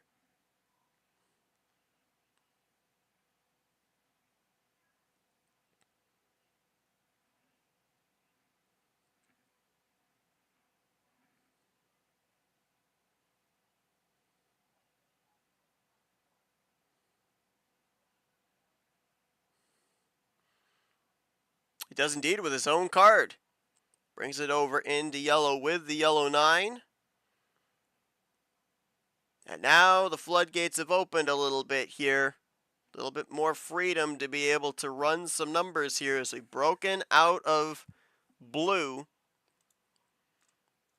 Both knotted at 5 cards each. Acosta with the possession advantage just by 1 play, however.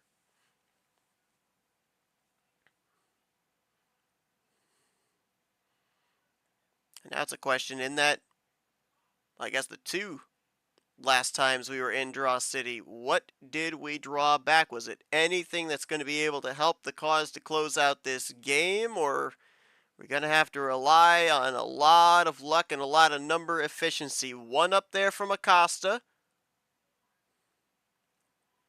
Brad will go 1 up from there. Now knotted at 4.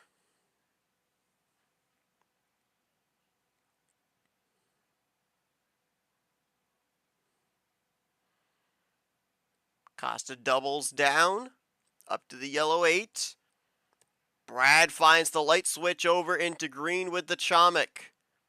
3 cards each. Brad establishes the color that he wants. Does this help Acosta at all? Does this ice him out? This could be a momentum shift right here with them knotted at 3 cards each.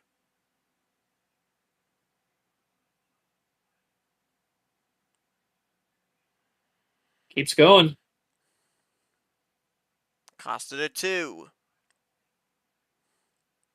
Oh, Brad, wait a minute. Oh, this could be a finish. No, it's not. Oh.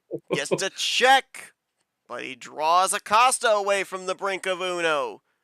2 freshies head in the direction of Acosta. Now what is he going to get on the return? What can he do with it? Has a 9. Brad for the win. Can Brad close it out in green? No, No. he cannot. Goodness. What does he need? What is that last color? Does he? We have not seen red in a hot minute, so it's definitely a question. Let's see. If Acosta can play, he'd knot it back up at 2 cards each.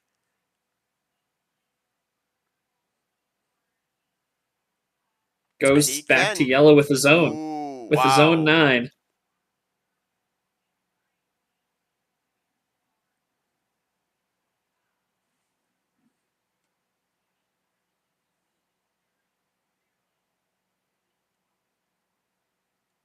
Oh, he's got it. He's got a yellow in the back pocket now. Down to check.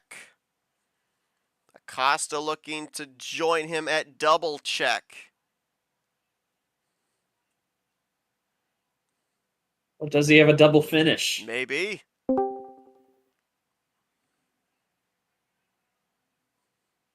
As Sean Art joins the chat here in this pivotal moment in this game number 5. Acosta taking his time here with the typing. He might have a finish. Goodness. Here's a pause. Oh, okay. So he was considering the reverse draw. Yep. Brad with nothing. Acosta presumably with nothing unless he top decks something crazy.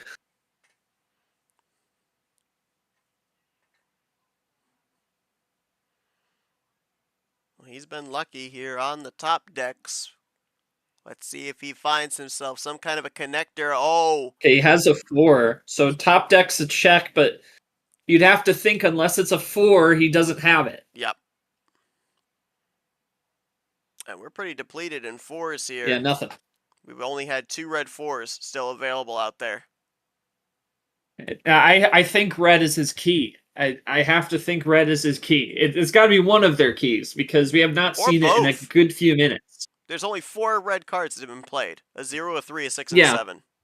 Yeah, it's got to be red, right? And I think it's just a matter of, again, we're going to go back to that talk about a staring match, right, Seth? It's going to come down to who feels confident enough in their hand to make that dangerous switch and maybe even drawing back far enough to think maybe their hand is all jumbled up enough that I can feel confident in going this way without being ambushed. I mean, for a good portion of that home stretch, they were knotted up. So to your point, yeah, I don't think anybody wanted to make the break and open up the opportunity there for the other side. I mean, just look at what we still have available in red here as well. Both the +2s are out there, both the reverses, both the skips. So you open it up there, and 1 or 2 of those aforementioned cards are out there. That's a 3-4 card chain to the finish. So you don't want to run that risk at all. So we'll continue to draw back here in yellow. Yeah, they're both playing conservative for this. I would think they have a way over there from where we're sitting right now. I mean, there's been a red 6 played, so it's possible they don't. But I think they're both going to try and wait for the right where they think the perfect moment to strike is, because we're drawing back to 7 at this point.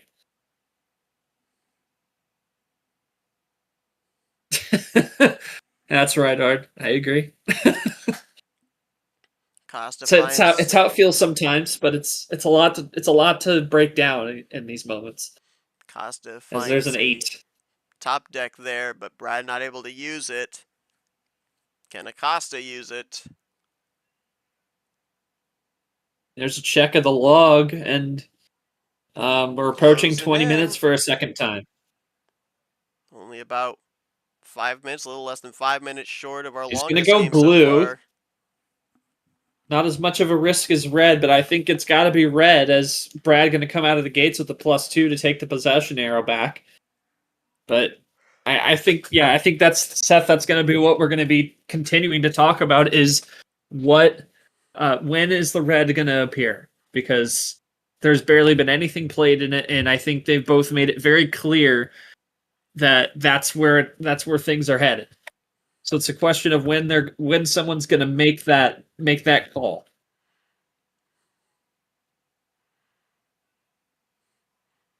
You have to wonder with Brad doing that little check there with the +2 to try and get the possession there. Maybe that's to be able to build enough space to be able to initiate the swap over there into red. But Acosta answers right back with a double play of his own, so kind of, in a sense, negates that +2 and gets the possession back again. So if you were Brad and 1 turn ago, you were planning on being the one to break out into the red. Now this takes away that option.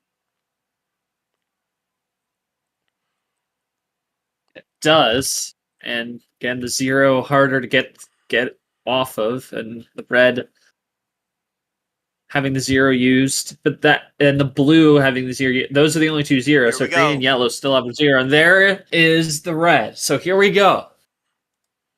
But the question is, how much to Draw City muddy these waters? Is it all red down the Exactly. stretch for either of them, or do they need another switch? And I would think they do, but we'll see. And he's gonna go to green. Okay, so maybe that answers Not the wasting question. time. Yeah, that answers the question. And Brad's But gonna Brad, says no. We're coming back to red here. We talk about the that the muddying of the waters. Acosta was able, if he's able to close out in red, he was able to just get rid of that green 1. That could be huge with Brad initiating it back over here to red. Now the question is, does Brad have all red for the end here? oh wait a minute. Little check Now, play now this there. changes things. Now he may not. He's back to 7. But did Acosta just have that green as a stray? Brad plays it Or does he cool. need it again? Did Acosta need the red to close out? No, he did not. So, yeah, because I was thinking with him having that +2 there, Seth, was the green 1 just a stray he needed to get rid of, and he had the number in the right place? Yeah. But now he needs another color, and so does Brad. We're back into the Draw City again. You almost kind of wonder if maybe that final card was in green for Acosta. He saw the way to get over to green there with the 1. Was going to try and run there for a bit, get rid of those couple of greens before getting back over to red, and Brad brought it Still back needed to red a way one over turn there, too though. soon. Was hoping for Brad. I'm guessing he was hoping for Brad to do exactly what he did, but like a turn later. Yes. Yeah. Get back to that, bait him back to the red, but Brad's gonna go with a double, skip 2, so he's within 2, but Costa at 3. See if he has something cooking here.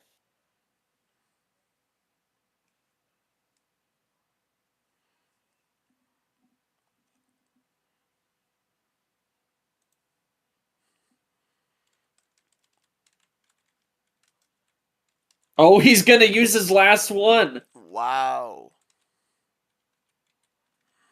So he's gonna go out on power plays in game 5. Gonna try and He used it establish in some game momentum 1. here in the home stretch. Yeah, and we talk about that too. A momentum swing could be another use for these. So he's gonna go with it. I think he's making sure he has everything in order before he makes up the run here, and it's a +4 onto a 0. So yeah, it's to green. Yeah, he had a couple greens. Yep, there you go. Yep. And another +4 for Acosta to finish it off. He's got 4 now to Brad just having 1. Within 1 second of game 2. How? Wow. That's good. Board denial once again for Acosta. I mean, we've already got the longest series, but denial of the long game. No, I mean for a game, we were 37 seconds away this time. I'd like to ask Brad a quick question here. I gotta make a quick phone call. Okay, you got it. Yeah, Brad. I mean, I think the talking point down the stretch was who was gonna go to red first. It seemed like you both were gonna have red because up until you switched on the 1, there were only 4 on the board. I suppose it's just like what was the thought process there with holding off on that, and where was really the point where you obviously I know the actual point, but what brought you to make that call to go to red? And obviously didn't have much, but I guess what were you also down to, because you were pretty close at 5 there. Red yeah. Oh damn, that's tough luck. Double swap back to red. Yeah, that's what I figured. It was a tough swap. Well, while Seth's making his call, I'm gonna. Oh, you're good. Okay, go ahead for Acosta. Yeah, I mean, Acosta. We obviously saw that it kind of looked like maybe it was green. We saw that fade off there into the green 1. Obviously, that was the case, but Yeah, as you said right there, that double swap back there to red was killer. We were kind of looking who was going to blink first, who was going to make that initiation over there into red. At that point in time, was it a matter of that you didn't feel confident enough with the cards you had, maybe those connector cards, to be able to make the initiation over there? Or was it how close this is right now, already knotted up 2-2, and this being a kind of a momentum shifter that, with it being as close as it was in terms of the amount of cards in each other's hands as well, you didn't want to be that first one to possibly break it open for the other side?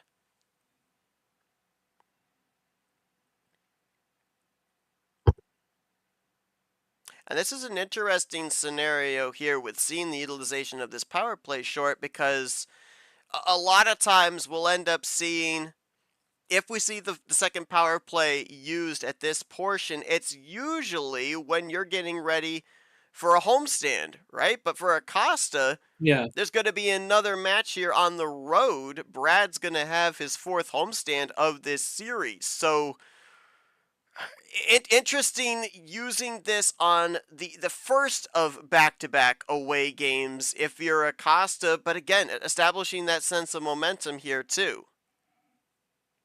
Yeah, establishing that.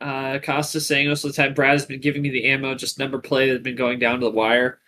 But yeah, I think it's momentum. Getting a pivotal win like that in a game 5, not setting yourself up for eliminating your opponent, but I mean, yeah, it's about momentum swings. Like I keep going back to that last game we talked about. This was the last time we talked about this with Acosta, was against Ed, and Ed came out with a late game 6-7 power play, if memory serves me correctly. And it was really kind of he was down a couple games, but he used his last one to kind of get some momentum in his favor. He ends up going and forcing a game 9 against Acosta. Falls in the end, but able to force that game and get the momentum towards that. And for Acosta, it's getting that forward momentum. You're going up against a legend in Brad, someone who has won a tournament, but has the experience in this area. You don't have as much experience. You got to try and pull out some tricks you may not be used to. And for Acosta, trying to get that momentum swinging his way, keep that pendulum swinging his way, and on the road, not a bad way to go about it. We'll see if Brad holds on to that power play. Definitely, if Acosta gets another win on the road, it's definitely going to be a dire situation for him. But we shall see. But Acosta, I mean, I don't believe he's played a game of 2 power plays. Well, apart from this, the previous round, I don't think he has at this point. Up until until the Swarm 16 in this tournament, so kind of trying to get some experience, get some reads on that, and building that platform like we always say, and that's what he does. And now he's 2 wins away, but it's far from over. Well, Charles has covered his bases. He has preemptively DM'd me what his prediction is here, so that way we can't call him out with just typing a print screen here and everything. So no shadow of a doubt. Nope, that is correct. All right, so this time we know it's legit. Brad, you got the call here. No 10, no 12. What are we doing here for game number 6? I'll never guess. Charles is correct. Can confirm he did get it actually prediction correct. 2 for 2. No. So here's the problem. The last time what was is I didn't want to I took the screenshot and then and the problem was it's okay, I don't want to because I can hit paste, but the problem is then it's I have the message in there. Well, how's that going to work? That's true. But again, yeah. There's that little moment because we see the print screen submitted after the call has been made. So now you're clear. Now you're free and clear. It was before the call was even made. Both times I predicted it was a 3 on the start. And there's the 8 that Acosta was wanting last time. There it is. This is peak, bro. This is peak. All right, so here we go. 14 card start. Acosta's got the 3-2 advantage. No longer can be bailed out with the power play. Brad still has one available here. Acosta 2 wins away from advancing into the Final Four. Brad looking to knot it back up here. 3-3 to go into a pivotal Game 7. Now this is the highest card start we've had so far, so the opportunity, or potential lack thereof, depending on how friendly the bot decides to be, for ammunition to be a huge deciding factor in the closing stages could be at large, more so in this matchup than any of our previous games. Yeah, definitely so. I think that was, I mean, first turn switch for Acosta, but not the first turn of the entire game this time. That's a rarity for the series. That is. That might act, yeah, I think that is the first time we did not get an immediate light switch there off of the initial drawn card or initial played card. As Acosta gonna ice out Brad here in the early going in blue. Granted, though, he played a 0, so does this mean Acosta is iced out as well? Let's wait and see here. Nope, he has more. Plays the blue 7. And now, what's the mentality gotta be for Acosta now? You don't have any power plays left. Yes, you're up the 1 game in this series, but there's another power play on the other side. Are you playing a little bit more conservative at this point in time, or are you now boxed into a situation where you've got to be all gas, no brakes? If you're who, sorry? Acosta. Acosta.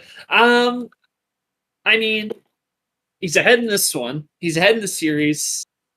Brad's gonna go for a switch though to red, but I mean, I wouldn't say the power play advantage for Brad doesn't. I mean, it can get him a game, but I mean, if you can, I think if he really steps on it and gets game number 6, I think you can maybe think maybe a little more conservative. I mean, he's been conservative, but I don't know if he ups the aggression level too much. I think he's kind of just going to play the status quo. I mean, again, Brad's been throwing the cards at him in fairness, which, I mean, no fault of Brad. It's the chance of the deck, but he's been throwing what he's been getting, and I mean, it's just gone well for him. I just don't know how long that'll stand up as a viable strategy.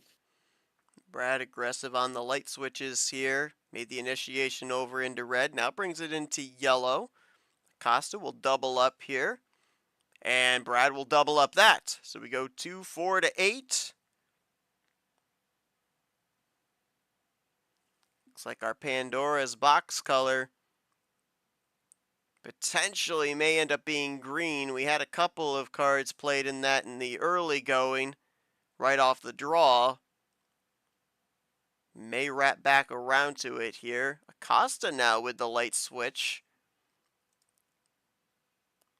Let's see, we're now into our 6th game and a total of 65 light switches between the two, almost dead even between the two of them as well. Brad with 34, Acosta with 31.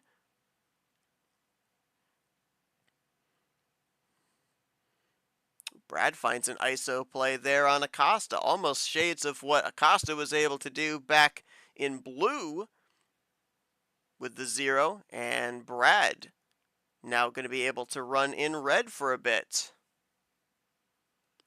Or maybe not.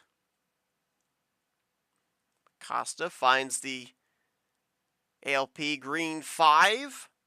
Light switches himself. Brad looking to knot it back up at 9 cards each. 1 play advantage for Acosta.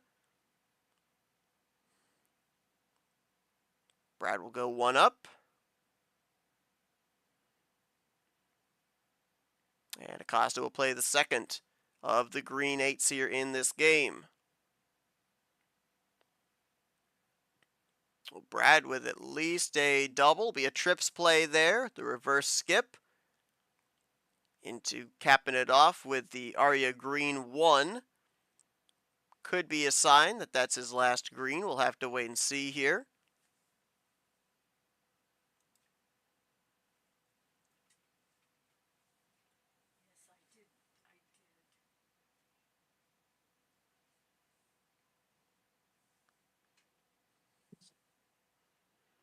Ooh, blue. That could potentially bail Brad out, although granted Brad was iced out in blue earlier. Oh, we're gonna go trips one here, as Brad will find his way over into yellow.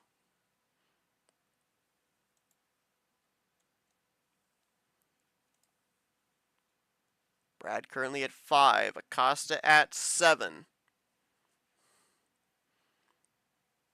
We've only seen 2 skips and a reverse so far. Everything else, it's all been numbers. We've been in all 4 colors for about the same amount of time. Maybe a little less for yellow. No wilds, no +4s have been thrown out here. We're in the proverbial red zone for both individuals. Let's see what Acosta has in store here.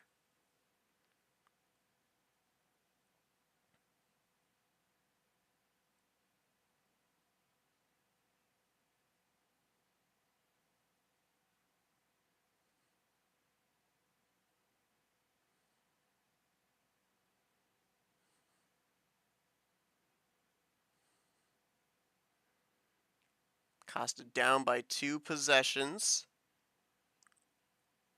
Maybe looking for a way to draw it back closer. He'll hit the double play there.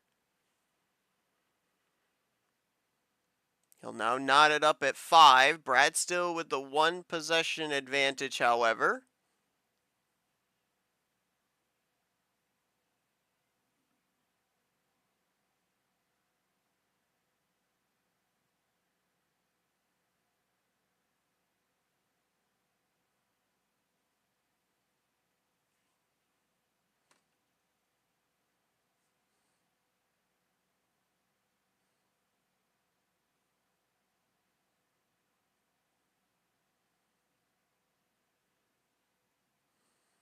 The double play, Yoshi Monkey combo.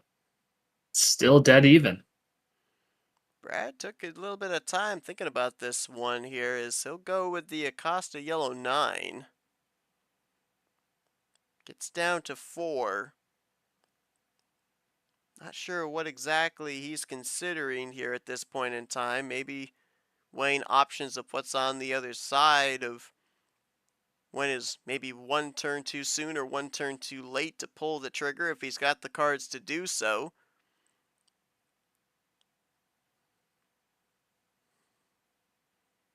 Costa looking to play off of his own card here.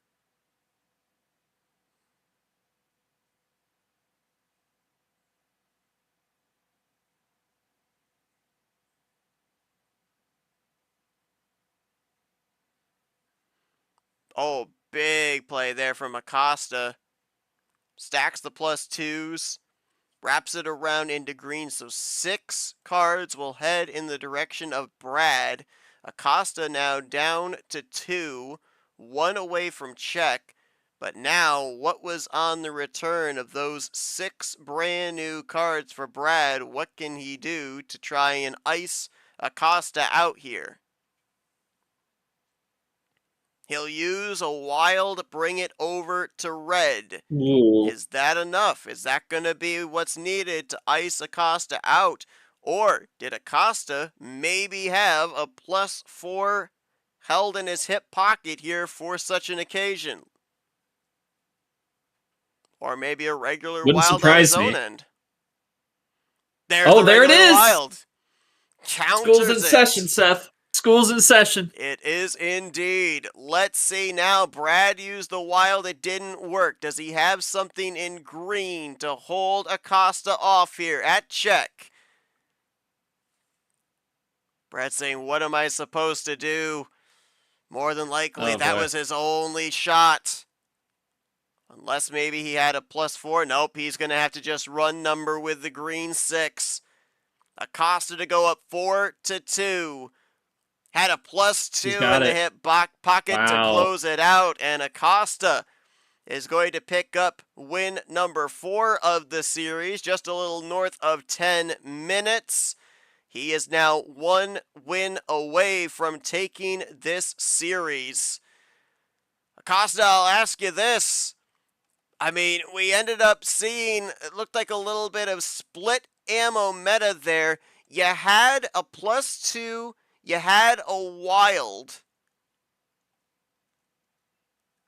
I'm just double checking here because let me just look back here just real quickly.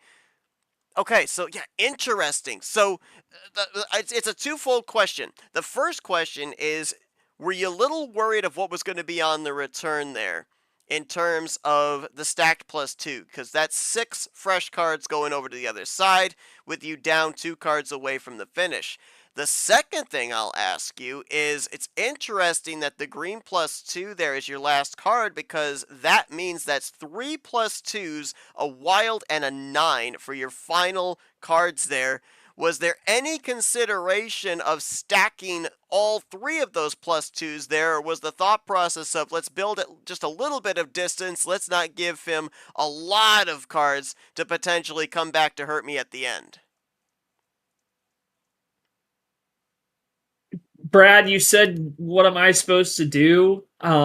It seems like it's just been kind of a slow pain for you this series. I mean, it just seems, yeah, I just had a red +2. I don't know what more you could have, definitely not much more you could have done in that situation. He did everything right. I feel he did most everything right. I think, the ammo distribution been a little bit towards his favor, but it's not been like off the top. It's been the moves you've made. So, I mean, is there? I don't know if there's anything you could point to that you could maybe adjust to try and, you know, uh, try and accommodate that. Maybe try and make it a little bit harder for him to get them. But it's looked pretty tough for you. Just every time it seems like it's been close, just not quite close enough. I'm not sure what to go with there.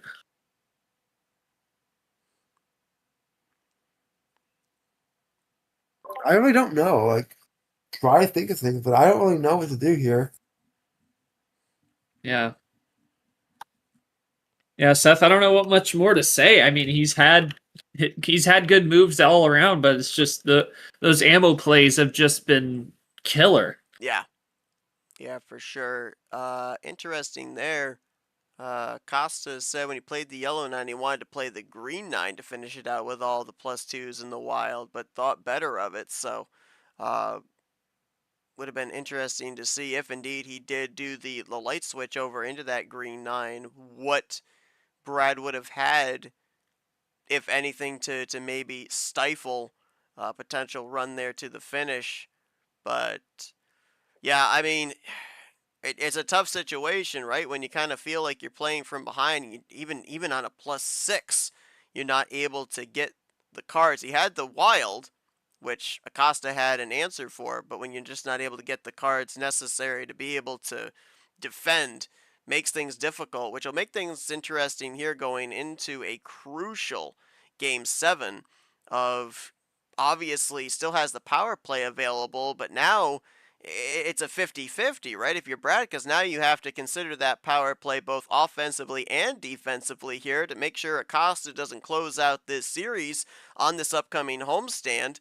Give yourself still a fighting chance to send this thing into the later innings of this best of 9. So we'll see. We'll see what happens. It kind of, again, like we say, hindsight's 20/20, but you look back at the power play there for Acosta in Game 5, established the momentum and able to follow it up here with another victory, 3 straight victories for him, made that power play all the more important, even if he doesn't have any more to be able to use. So we will now get into game number 7. Acosta looking to close it out, make his way into the final 4. Brad looking to keep his hopes still alive here, and we are full sending here in this Sanford, did you have it? game. I didn't have anything even pre-typed. Oh, slacking. Here we go. So here we go. I'm eating lunch. I'm sorry. I'm going to start making a tally here in however many streams I end up doing where somebody makes a food reference. I swear, like, I'm currently batting 1,000 where somebody mentions food. Yeah. Well, okay, so in my defense, this one was there was talk about what to do for lunch, and I mentioned needing to go and get some cash out of my wallet because my wallet wasn't closing. So I gave money before we started so they could go get Subway. Yeah. So There you go. Yeah, and we'll make mention of the fact that I mentioned this at the top, Seth, but this is like I said, this is a win. This is basically a win and in game for these two. Yes. And Acosta looking to make his first Final Four in the regular season, and nearly guarantee his Super League chances. 95% with a win for him. And of course, if Brad suffers a loss here, if he can't mount a comeback, it's gonna be a 63% chance for him to make it. Obviously, not the strongest run this tournament. Wins a DQ win definitely never helps over M in round one. Then you beat Sanford and DJ, both not players that are in the discussions, at least strongly at this point. Definitely less so DJ. So it's definitely for Brad. This is kind of everything. It's not. It won't end his season today if he falls, but this is going to be it's pivotal. And obviously for Acosta, similar situation. If he falls, if Brad mounts a comeback, he loses. It's 60%, and it's going to be tough for whoever loses. They're going to be anxiously awaiting reveal show day to see if they can make the spot, because I mean Brad's looking for his 9th win. That's including the DQ. Acosta looking for his 8th, and again, like Acosta's had a career season. That T3, it was everything for him. Top 8, making his first regional final. He's in his 2nd today, and I mean he said it would be a nice bonus for him. But I think this has been an achievement of a season in itself. But again, one win away as we are in red for Acosta. And it's interesting, too. You look at both of these individuals, what they've had here during Apocalyptic April. Neither one of them have had a series that has gone past a Game 7. Now, granted, back during the round of 64, the round of 32, it was a best of 7. So that was the furthest we could go. And in their matchups, the one matchup for Sanford that Brad had, and then the 2 matchups against Rad and Yepes for Acosta, it went to that final Game 7. Here in the round of 16, it was a 5-0 sweep for Lara, and it was a 7-game 5-2 victory over DJ Curtis for Brad. So as of right now, here in Game 7, this is the furthest that either one of them here in this month have gone in terms of game total. Yeah, definitely. We'll see how it plays. I believe, let me double check these results. Let me pull this up. Make sure I get this correct. But yeah, for Acosta, he had a pair of Game 9s in Movie May in that run. That round of 16 win against Ed, and I forgot who he beat in the round of 8. I don't have the bracket up, but those were his last 2 Game 9s. Hasn't gone. He had a couple of Game 7s to get here, and then of course only swept Game 5 against Lara, as we see a rare Zero Sugar switch. But third Game 7 of the tournament for Acosta, as Brad is going to counter back with a triple, going back to yellow.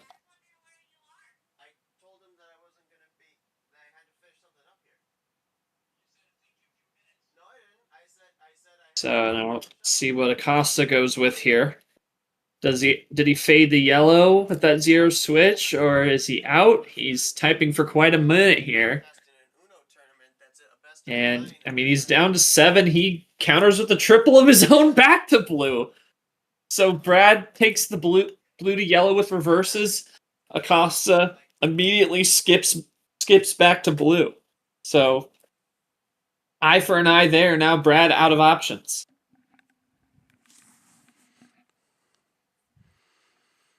Interesting that the blue was the Pandora's box, and it's now going to be what we're iced out in here. Oh, so Acosta forcing an ice play. Not a bad move. And again, I think, Seth, we were talking about aggression earlier.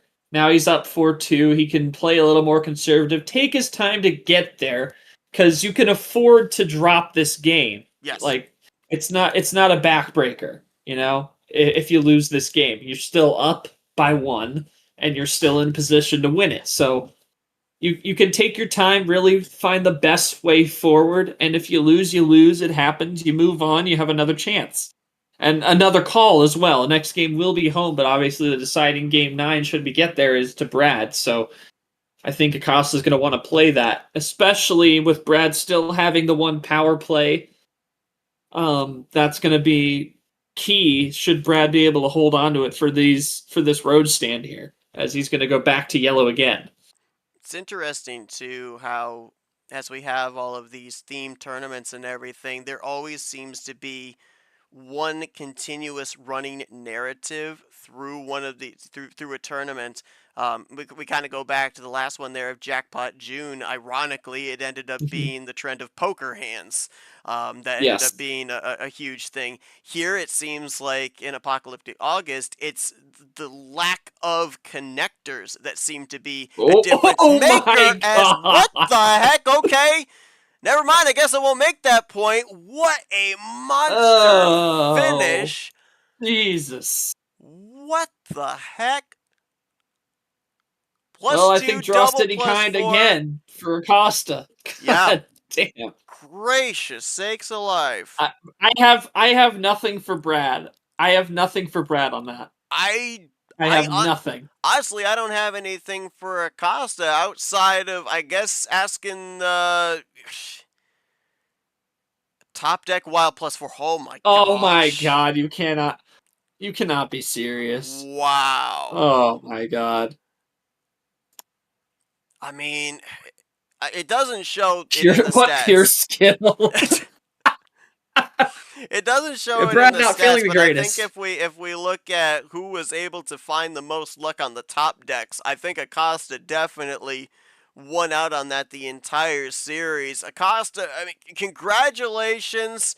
You make your first appearance in the Final Four. You're taking on whoever ends up being the victor tomorrow, whether it be Vapor or whether it be Captain. But, you know, we've been talking to everybody. They say it's just a matter of taking it one game at a time. Now you can put this one in the rearview mirror, look ahead to the Final Four. Talk about the battle here today, though, to be able to make your way into that. You've been through the wars in the matchups you've had here so far in Apocalyptic April. Just how, I mean, can you yourself believe the resurgence we've seen out of you here in the second half of 2025? Goodness. Okay. No, I cannot. All caps. Can you get a question to Brad while I get these graphics good for you? I sure can. While I'm doing that, he needs it typed. It looks like, yeah. All right. While I'm typing out his question too, I'll ask a follow-up here to Acosta just for a little bit of extra time as well. Acosta, your thoughts here on either facing off against Vapor or Captain in the upcoming matchup here to try and advance into the finals and try and take your first tournament victory. Also, your thoughts now. You can kind of think about it a little bit now as during the duration. You're locked into Super League. Your thoughts on nearly. That being able to, well, yeah, nearly. 95%. That's locked in, isn't it? I know it's nearly, but 95%, those kind of odds. Yeah. Yeah, we can't say it. Nothing's 100%, but Okay. 95% is not a bad place to be. And obviously for Brad, as I'm talking while I'm fixing this up for y'all, you know, it's tough for Brad. He's down. Seth will get the question to him, but the reality of it is now you're kind of watching a little bit of maybe how is your resume going to stack up with the bubble now, because you're at 63%. Better than 50% odds is not a bad place to be, but you know, if you're Brad, you wanted to be 99% because that's where he would have been if he won. So it's tough to lose that way. And I mean, it's tough in the game itself. It's tough to lose like that with that kind of chain going on. But you know, You just gotta pick yourself up and move on, and we'll see what becomes of the reveal show coming up in a few weeks after we close out this tournament here in the next week and a half or so. But he's going to be watching from home, very anxiously awaiting who is going to come out of this tournament. Obviously, your best case scenario is to see Acosta win it all, but I mean he's locked in now, basically, to Super League. So that's your best scenario, but obviously there's there's going to be a lot to be talked about. You know, I was talking with KT last night, and you know, it's the bubble conversation in the room, and I'm not a part of the list. I'm not a part of the people that select the 16. Well, really, it's down to like 11 or 12, depending on who wins, but with the tournament winners. But it coming down to seeding those guys and figuring out the bubble. And I mean, Sanford could probably give a little insight into what Brad had, what Brad's outlook is now, because you know it better than 50%, but you know, definitely wanted to have this win over Acosta.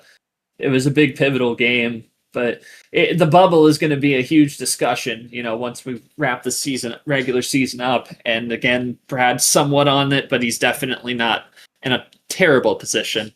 And we'll see what his answer is once he starts typing that out. But he's on the outside looking in for the moment. We'll see how it goes. But again, 63% chance for Brad now with the loss. Yeah, I mean, Well, like throwing back now, so Seth, like okay. I just didn't have anything, and my did have something. Haseem just had something else, and like he could get away with what I had, and it didn't even help much. Like, in that last game, I literally had nothing. I had like one skip and one reverse, but like nothing helpful. Like I could not have done anything. I was never gonna win that game. I mean, Acosta did play well. Like, there are definitely times I could have played better in some other games, but like overall, I really do not think I have a chance with that ammo. I think I should be in Super League though. Like, I should be over some people at least. Like, I don't actually know, but like I think I'll be fine. Like, I don't think I'm gonna buy though. Just out of curiosity here too, you know, just kind of going back over these games. Obviously, as you said, in this one didn't have anything to work with. You said back in game 6, not much to be able to work with. You said there was a point, I think it was back in game 1, where you maybe could have used a power play. Are there any other areas here, any of these other games that you can kind of think of? Obviously, you had that one power play still available here late in this series where maybe if that power play had been used in any of those games, we might be having a different story here. Maybe this series would still be going. Well, after game 1, like there was one game like I got down to 1, but I didn't win. Thing is, like that game, it just never lined up for me. Like whatever Acosta had, he was gonna be able to play it no matter what I did. Gotcha. So like maybe I could have used it. Yeah, there's another invoice. Yep. I don't know. Ring. KT stacking them invoices up. There's another one.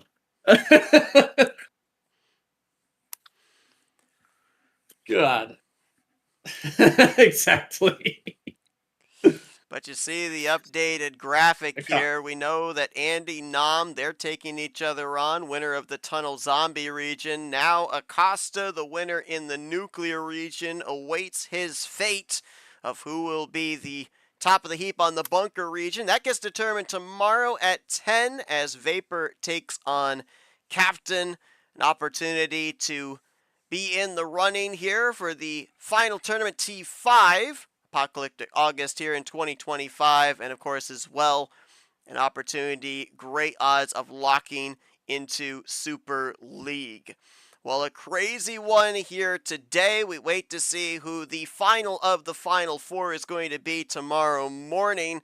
Short, it just kind of seemed like a lot of the running trend that we've had here down this home stretch where a little bit of luck with the top deck draws. Finding those connectors has been the difference, and I feel like it's going to probably be the continuing trend when we eventually get to that Final Four. But more and more, as you said as well, the conversation around those final couple of spots there for Super League, it's continuing to get congested. It was a lot of bubble conversation back in the round of 32, the round of 16, and it's just continuing on here.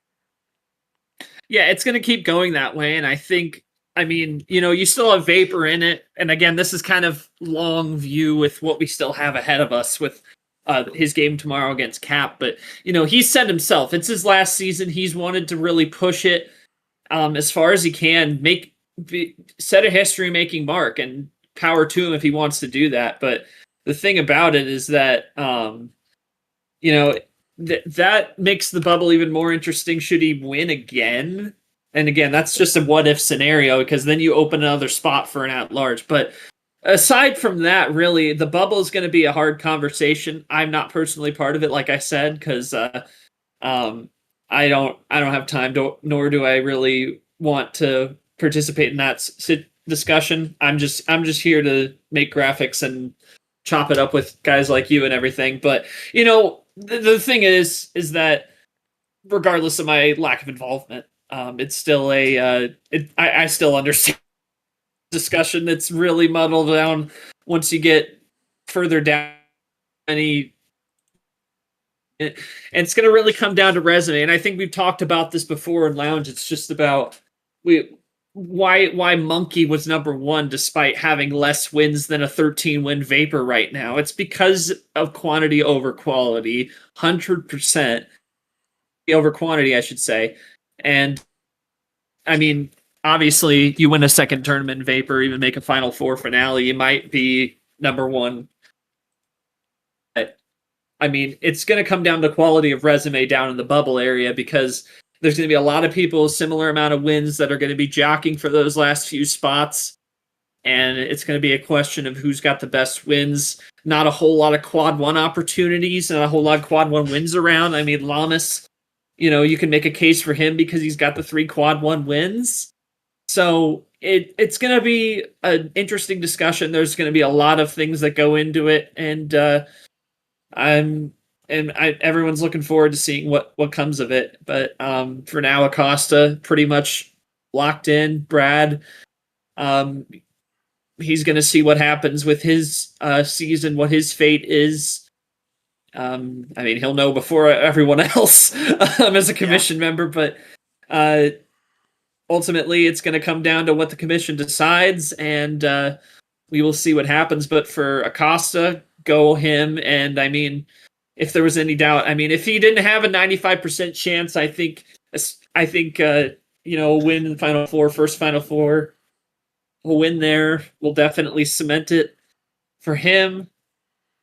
And he'll be going up against either a Vapor who is just pushing to try and keep making more history with pushing his win total up. Could be a 14-win player come that game should he win. And I mean, obviously, a big opportunity for Acosta should that happen. That'll be quad one for sure. And if it's Cap, I mean, he would have 7 wins if he were to beat Vapor. I mean, don't count him out if that were the case. So either way, Acosta is going to be ready. I'll mention if Cap wins, he'll be at 80% to make it, 33% if he loses. So it's basically it's a playoff game, not cementing his chances, but putting himself in a very good position if he can beat the guy who's been leading in wins for the latter part of the season and has won a tournament. So that's going to be really the storyline, is can Cap overcome Vapor? Is Vapor just going to keep on putting his foot to the floor and get into another Final Four? We'll just have to see. But congrats to Acosta on the win. He continues the roll, first Final Four, and now he's 95%. Could be a little bit of house money for him, just trying to enjoy. He's going to be enjoying that moment in the Final Four, and no matter who he gets, it's going to be a big time milestone, big time opportunity for him. Certainly is. the second half resurgence continues for Acosta as he now waits in the wings to see who he's going to face off against. We'll find out tomorrow at 10 a.m. as the Bunker region hosts Vapor and Captain to make up the last of our final 4 competitors here in Apocalyptic August. Well, thank you all for tuning into our coverage here of this explosive 8 game in the nuclear region. Hope you guys all enjoyed it, and be sure to tune in tomorrow at 10 for the continuing coverage. Thanks to Charles Sam for being our referee. For short, join me on commentary. I'm Seth Cole. We'll see you guys tomorrow to establish the last of our final 4 here in T5 of the 2025 MRE Uno Tournament.